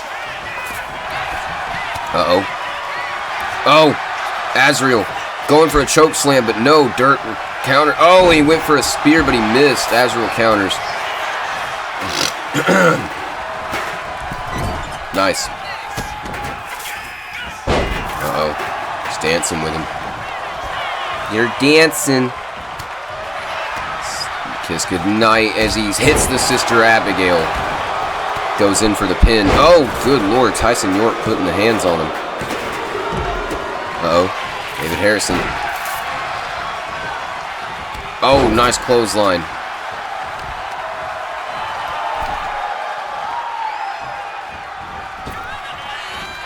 Nice. Uh-oh, Azrael got him immediately as soon as he hit the mat. David.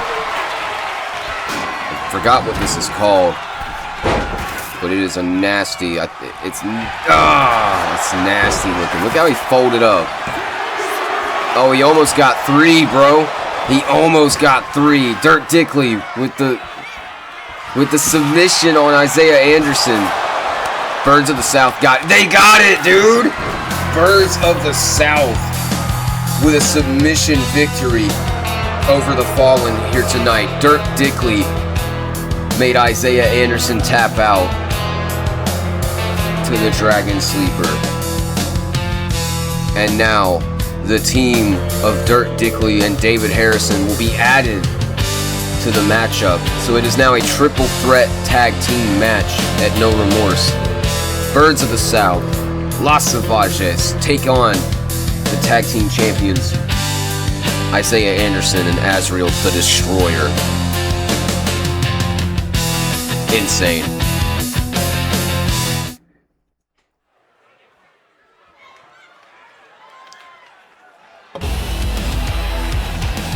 Alright. We are getting back into this gnarly ass situation.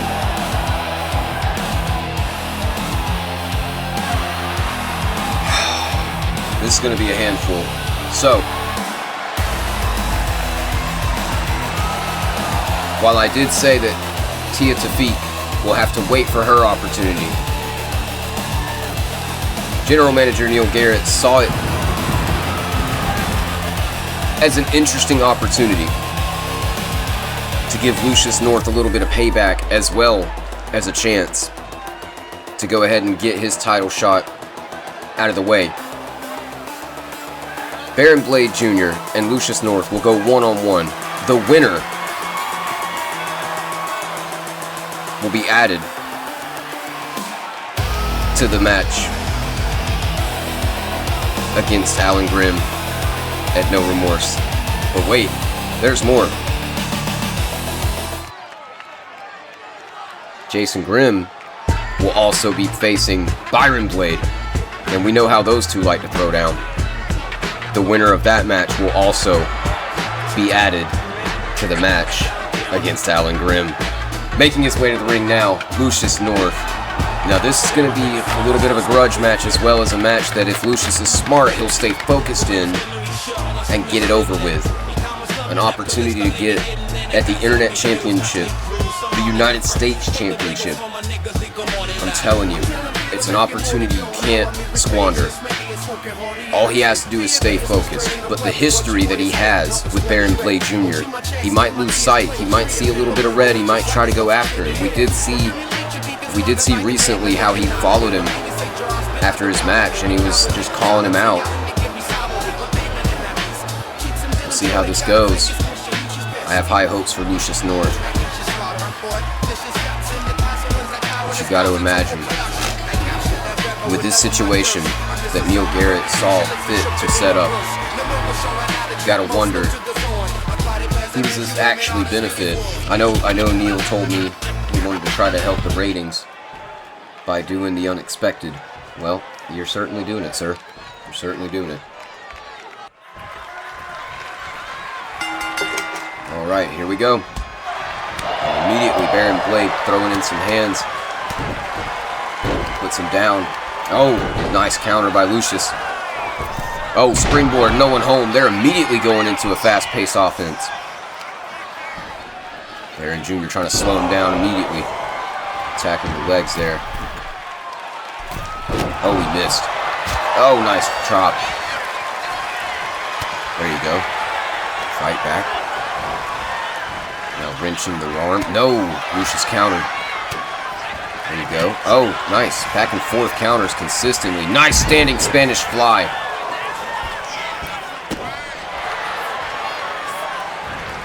Oh, there you go. Oh, no.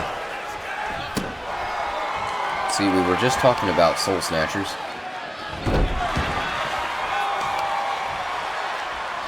Lucius North attacking the arm now. Decides it's time to bring in an equalizer. Gets the chair.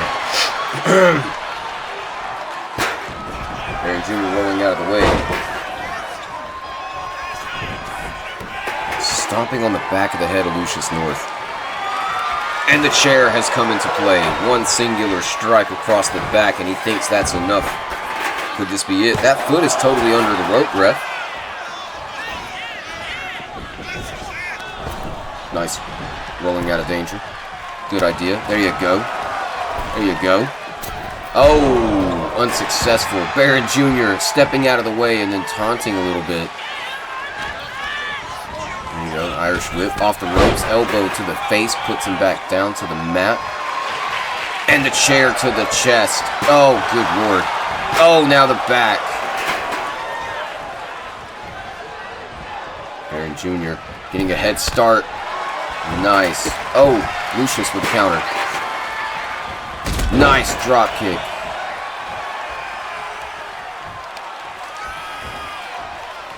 What is this? What is he doing? What is that even called? Nice splash. Ooh, that might have hurt him too. They're both laying there for a second. Baron Jr. was the first to get up. Maybe Lucius did get hurt. Slightly. Who knows? Oh, he's fighting back. Wasn't hurt that much. Gets a little running head start and a jumping forearm into the corner. Making contact with Baron Jr. Baron with the counter. There you go. Irish whip over the ropes. Went to hit him with a chair, but he saw it coming and jumped down. Baron Jr. waited for him to get back in and grabbed him. Walks him all the way across the ring just to hit him like that against the ropes. Lucius with another counter. Head scissor takedown.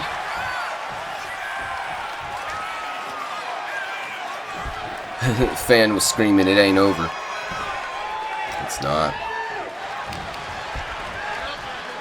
I mentioned during their entrances how important this matchup is.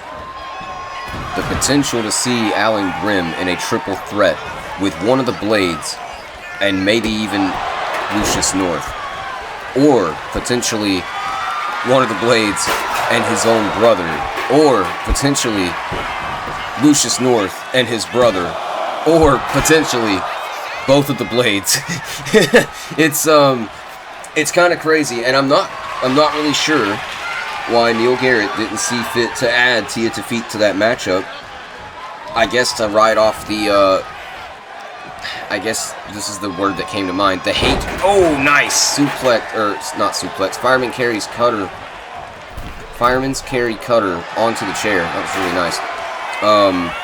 The word that came to mind I was thinking of though was hate train. It's like these guys absolutely have every reason to hate each other. So keeping that atmosphere around these two titles. There you go. Baron Jr. taking control of the matchup. He's already busted Lucius up and oh dude, apron DDT.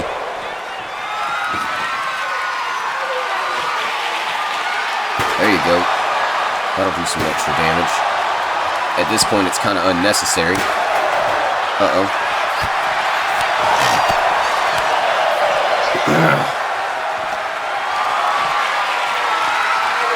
Oh god. Just driving him back first onto the apron. Oh no. Oh, he went for it, but Lucius countered. Enziguri, his head bounced off the apron. Dude, that had to hurt. Nice jawbreaker as a counter. He's trying to get this back in the ring, but Lucius tried to stop him. Oh, dude, Lucius hit him with his own move out at ringside. Yeah! Taunt, bro. You earned that. That's crazy work. Nice.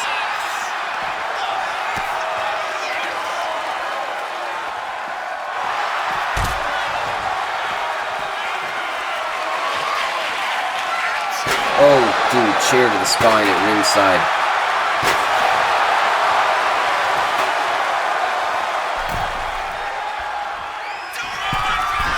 Stand up top. Oh, dude, Swanton. We were just talking about Swantons.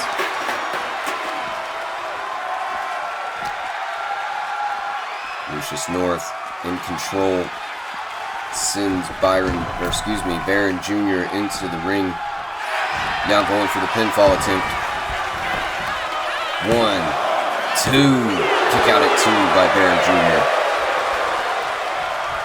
You can see the frustration starting to build on Lucius. I think he's still got his head on straight though. He's still trying to stay in control. Nice rotation on whatever that was.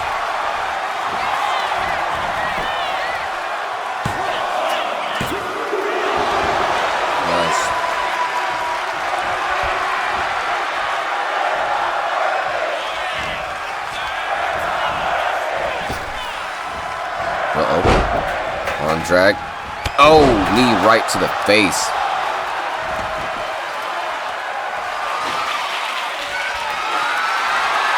I'm not sure. But maybe this. Nice springboard roundhouse. Maybe this was the master plan that Byron had for Baron and himself. Because think about it. They have gotten themselves set up in a situation where if they both win tonight, they will both be facing the double champion, Alan Grimm. Crazy, if you think about it. Did it happen?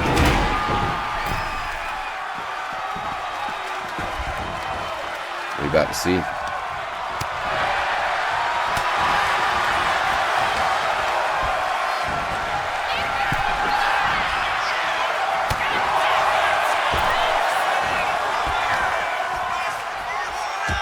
Nice counter.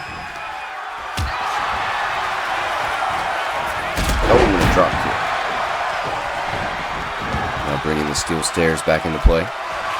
Oh! That was disgusting.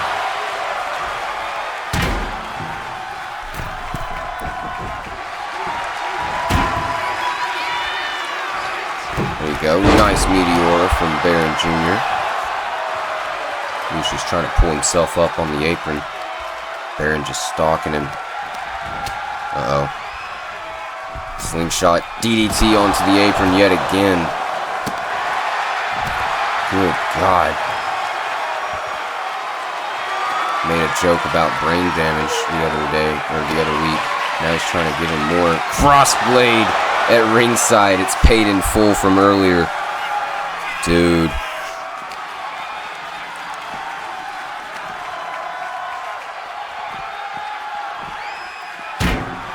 There you go.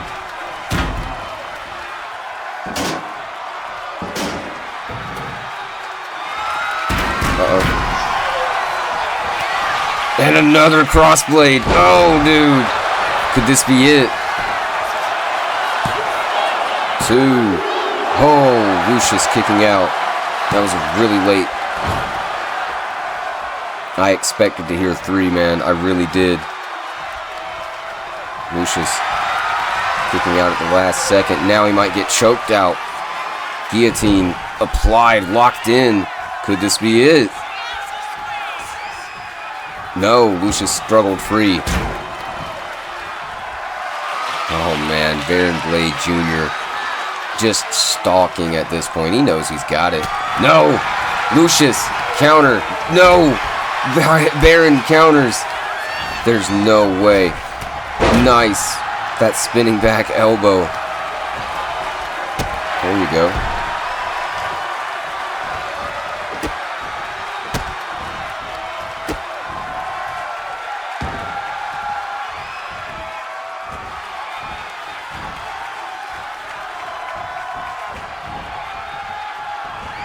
There you go.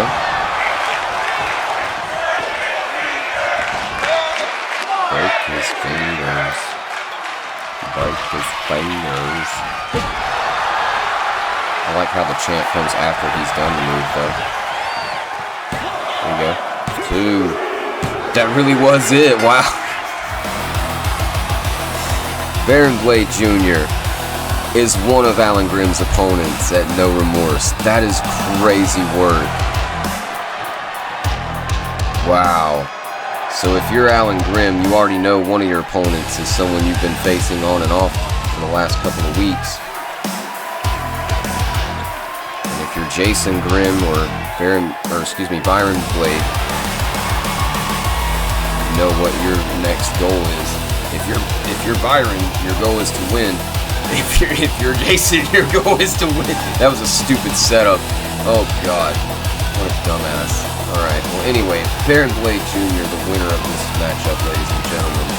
He is one of Alan Grimm's opponents at No Remorse.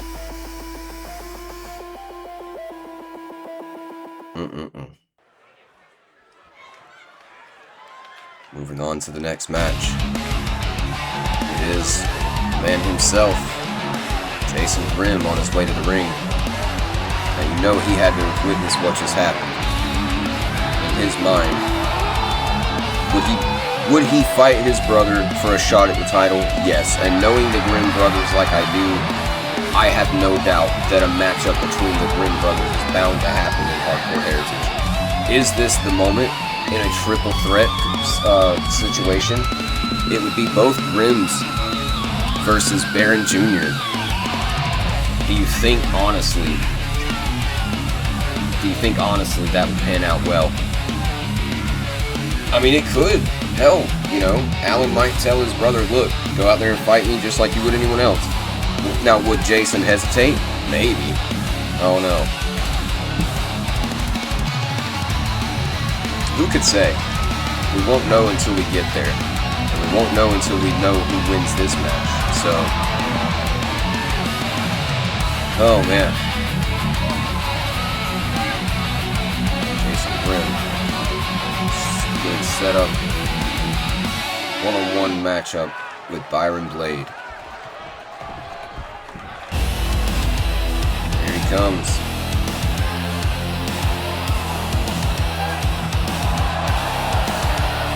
He looks pretty confident. He doesn't look like he's concerned at all.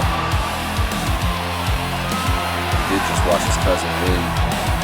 So he knows the chances of the Blade potentially walking out of No Remorse as double champion is there.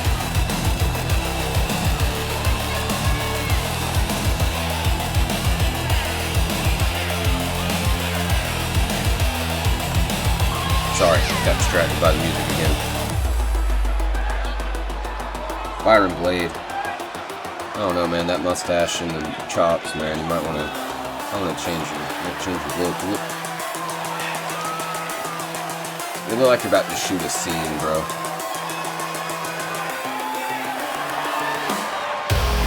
All jokes aside, one hell of an athlete. Former United States champion. Looking to reclaim his gold. If he beats Jason Grimm, he will be added to the match, and it'll be himself, Baron Jr., and Alan Grimm in a triple threat. Will he get that opportunity, or will Jason Grimm? Either way you look at it, it's going to be really interesting. A nice back and forth so far. Oh, an elbow tie up. Oh yeah, hell yeah. Byron pushing him back. There you go. Oh. Nice counter by Jason. Nice counter by Byron. Jeez. Those strikes. Back into the collar and elbow tie-up. That's amazing. Like I said, you know how Jason and Byron throw down. These two guys put on some incredible matchups when they are facing each other. Nice throat chop. Oh, Jason rolling out of the way. Back into another collar and elbow tie-up.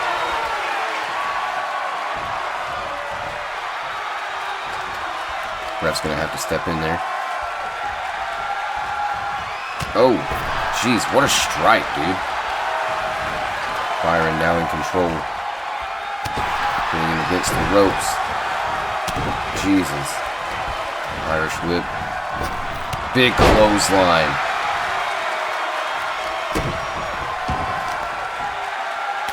There we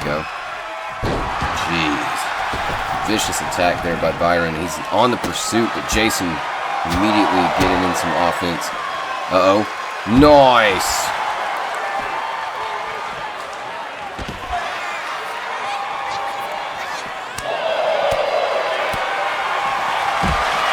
There you go, Jason. Now attacking the legs.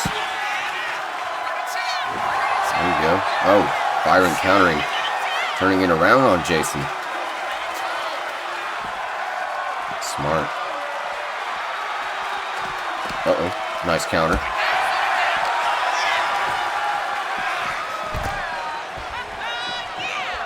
Cool. Jason gets back in the ring. Now taunting his opponent. Uh-oh. Byron stood still for too long. Jason stalking him from the top rope. Woo!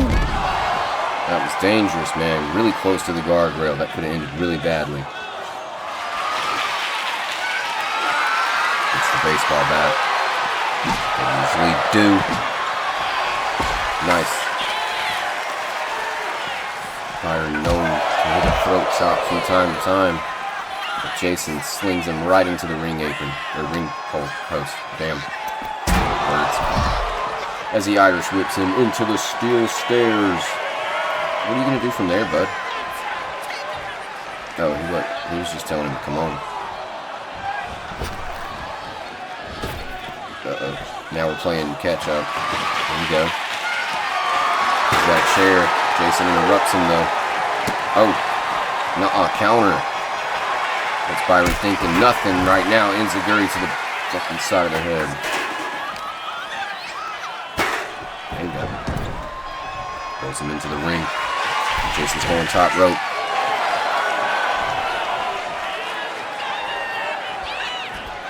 Change his mind. Oh, you ain't got time for that, kid.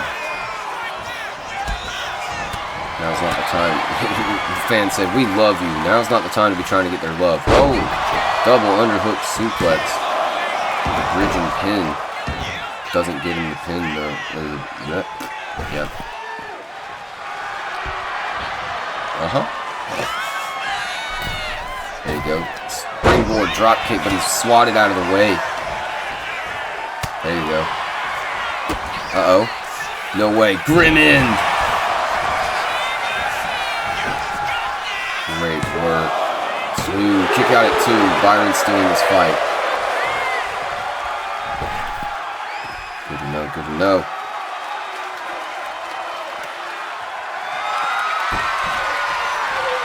Oh, God. Baseball bat to the back of the head. Nice big boot. And a knee to the face. Jason pulling himself up in the corner. Byron stalking him, not giving him any time. Plants him. Now going middle rope. What's he looking for? Waiting for Jason to stand. Can he hit him from that distance, though? He's waiting too long. Oh, he waited for him to come up to him. There you go. That's a smart way to hit that axe handle. Okay, I see you, Byron. I see you.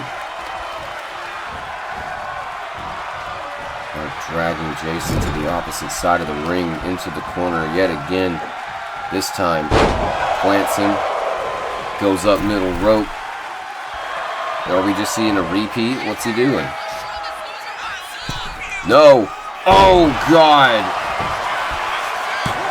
Wow. I feel like I've seen him do that before, but I'm still surprised every time I see him do it. Oh, it's just not something you see him do very often. It's amazing work. I don't like giving the Blades any props, but man, when they show me some talent, I can't help but go like, hey, did you see that? Did you see that, guys? They might be pieces of crap, but they're talented pieces of crap. As Byron has been pretty much dominating this matchup, which does not look good for Jason Grimm at this point. He has completely slowed the kid down. Dude. Don't do this to the kid. You already know what he's setting up. Frostblade, my God. Could this be it? 2. No. Jason's still fighting. Byron's pissed, slamming his head into the mat. My God, dude. Jason fighting back. Oh. Oh! Oh! Yes! That's what you do, Jason. That's what you do. Jason hit Byron with his own variation of the crossblade. That is what we're talking about. Yo! And a moonsault to follow, man. That is what you do, Jason. That is what you do. That is it. I told you they throw down. Byron's to his feet. No. Blade's edge. Oh, God. Did you see the way he folded? Look at his eyes rolling in the back of his head. Two. Byron's thinking about it, man. He's like, what else do I gotta do? Do I gotta crack this kid's skull open in order to win? Like, come on, let's get it. He's got the kendo stick. He's got the baseball bat. He's used a chair. Let's go. Nice clothesline.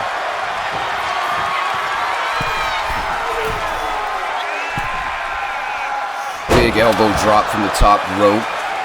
We're seeing all the stops from Byron Blade tonight. Sizing him up. Oh, dude. No, dude. Could this be it? That's it. No. Oh, and he's immediately laughing. He knows.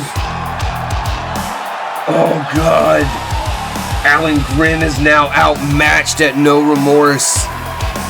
Byron and Baron Jr. are his opponents in a triple threat. Yo. Oh, man. This spells it. Oh, no. I can hear the Steiner math in my head. The numbers don't lie. And they spell disaster for you at Sacrifice. Oh, dude. Alan Grimm is so fucked. Oh, well, here is our main event, ladies and gentlemen, as we welcome the Hardcore Heritage World Heavyweight Champion to the ring first. Michael Shaw issued the challenge to Jaden Oxley. He told him earlier tonight, if you can beat me in a non-title match tonight, you'll be added to the match at No Remorse. The opportunity that Oxley's been chasing this whole month got taken from him. Kurt Abbott succeeded where Oxley failed, but yet Shaw is giving Oxley one more chance. It's not something I would have done if I was Shaw, especially with Shaw's mentality, dude. You know, Shaw is not a very giving champion. There's a reason he partnered with Victor Warren to basically gatekeep the world title from people. I mean, it makes sense. You know, especially with the stuff that Shaw was talking about, his issue with authority, his issue with how the sport has, in his mind, become dull. And he's trying to spice things up here in Hardcore Heritage, remold it in his image, as some would say. But I just don't understand the choices here lately, giving Oxley a second chance. He's got to be cooking up some kind of nefarious plan, that's for sure. There's no way that he just, you know, gives Oxley another chance and isn't thinking of doing something just dastardly evil, right? There's just no way. I mean, it's Shaw. We know what to expect from this guy, right? As Oxley makes his way to the ring, we'll have to find out what this match is going to entail. This is tonight's main event, ladies and gentlemen. Make sure if you like what you see so far, like, comment, subscribe, let me know how I'm doing. Would love to hear some feedback.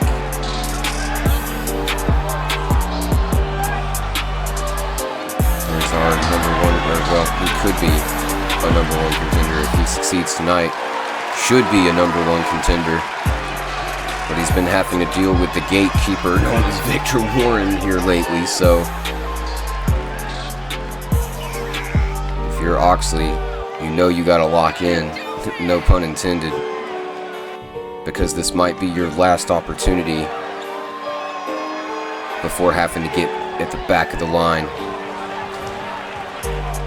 Shaw not even letting him have his whole intro. No, that's where, there you go, that's why Shaw Yeah, Shaw gave him a match tonight, giving him an opportunity, not a fair one, it seems. I'm sitting here saying like something was off about the dude, and of course he just comes right out the gate. Jeez, Oxley. Oh, nice counter by Oxley. He's back in it, though. Here we go. Shaw and Oxley. Nice. Michael Shaw gloating immediately. What'd you think I was going to give you a fair fight? Yeah. There you go. Oh, wow. Discus forearm to the back of the head. Shaw's up on the top rope. Swanton to the spine of Oxley. God. Nasty work. Going for the pin. He thinks that's enough. Nah. A 1 count. Oxley's still in this thing, bruh. Shaw still talking trash. If I was Shaw, man, I wouldn't be talking too much trash. Just because you got the head start on him tonight doesn't mean Oxley can't tank through some damage and come back. He usually does. Shaw with another swanton, this time springboard style. It connects. Now middle rope. Going for an elbow drop. Like I said, Oxley finally rolling out of the way, getting back into this fight. Throwing some offense on Shaw now. Elbow drop of his own. There you go, Ox. Uh-oh, here comes that right hand. Nice. Oxley's time as an MMA fighter, so you know he's got them strong strikes. Shaw's a bit of a brawler himself. Pretty violent dude. These two could go to absolute war in a one-on-one matchup. Most of the time they've shared the ring together, though it has not been a one-on-one match until right now. And if so, if they have fought before, that is my mistake for not realizing it sooner due to my spotty memory again. Shaw steps out of the way. Uh-oh, springboard cutter. He sat there and took it like a good boy. That was not funny. Shaw now stomping on the arm of Oxley.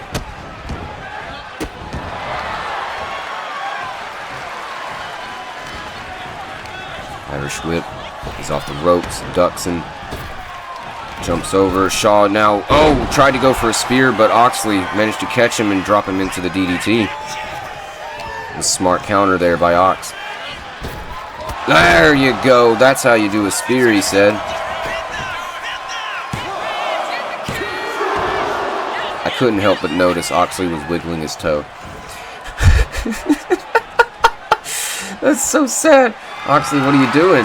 Oh, it looked like he was going for Jaded, but Shaw saw it coming. Hip tosses him over.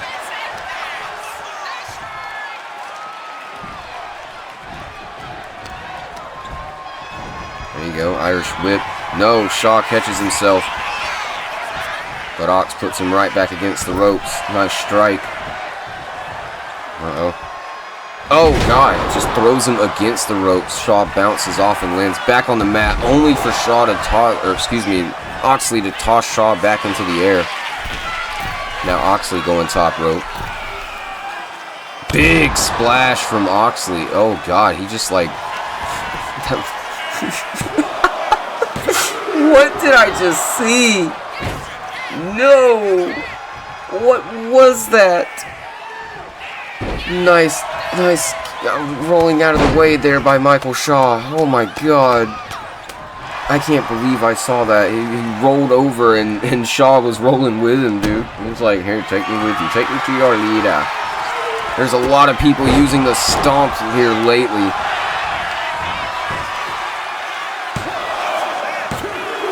Michael Shaw using it just now, but it was not enough to take out Oxley. But maybe this is Shawshanked. Oh, God.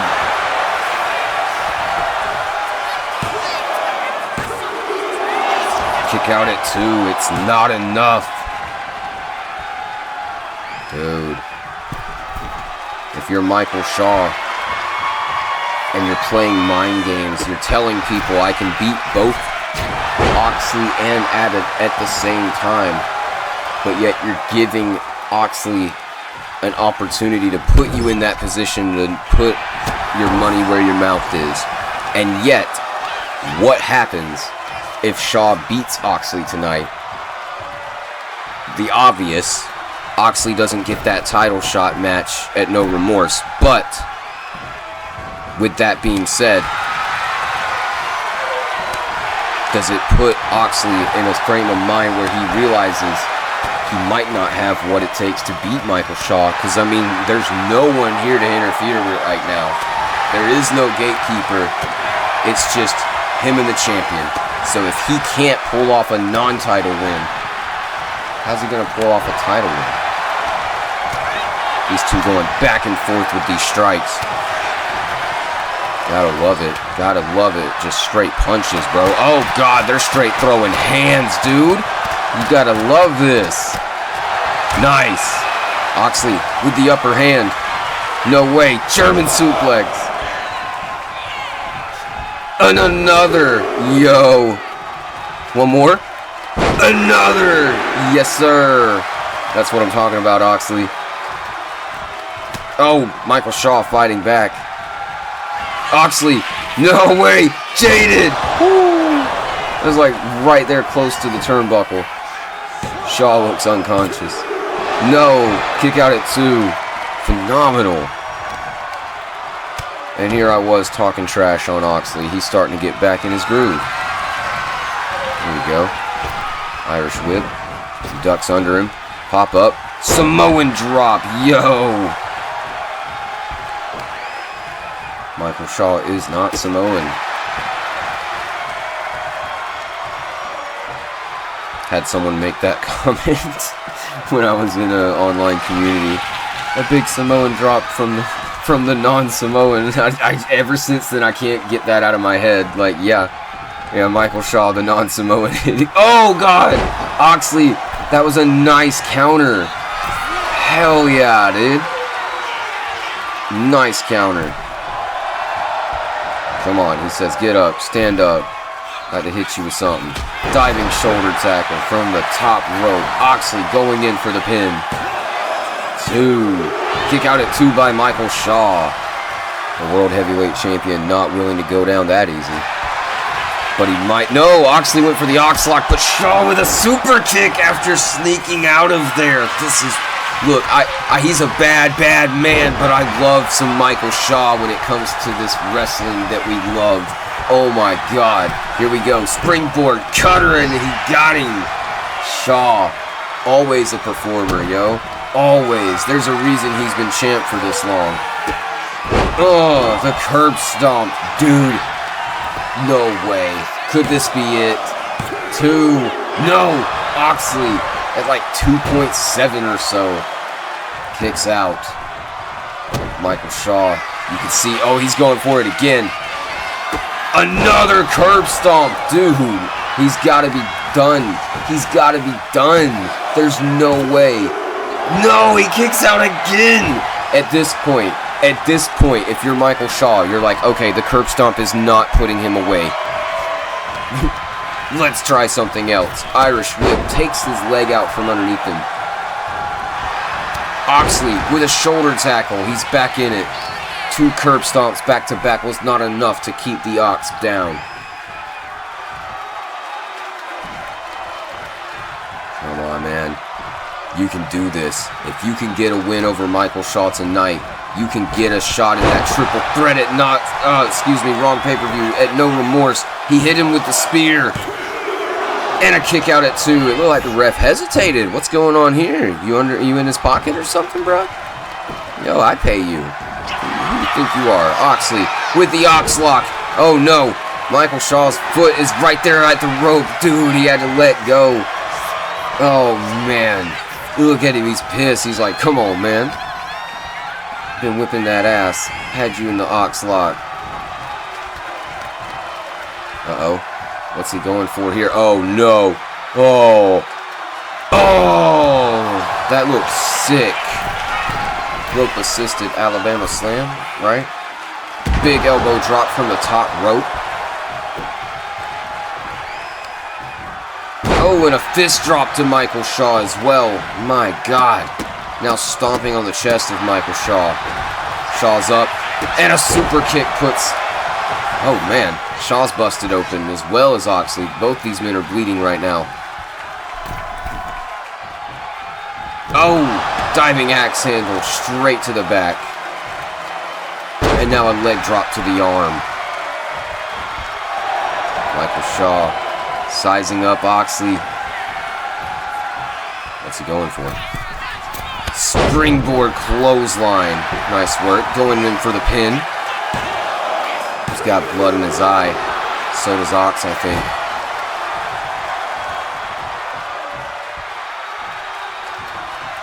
I'll never get over that visual from last week. Defeat covered in so much blood after that fatal four-way. There you go, Shaw. No, Oxley with a counter. Dragging his opponent over to the ropes. Irish whip. Uh-oh. Oh, dude. Oh, dude. And now he's waiting for Shaw. He's got him. Jaded. No way. Could this be it? 1, 2, 3. Oxley is going to No Remorse. That is it. It is now officially a triple threat. Kurt Abbott, Jaden Oxley, Michael Shaw for the World Heavyweight Championship. Holy shit. He did it, man. He did it. That is wild. Referee just standing at ringside like a fucking zombie. That is crazy. That is awesome, though, man.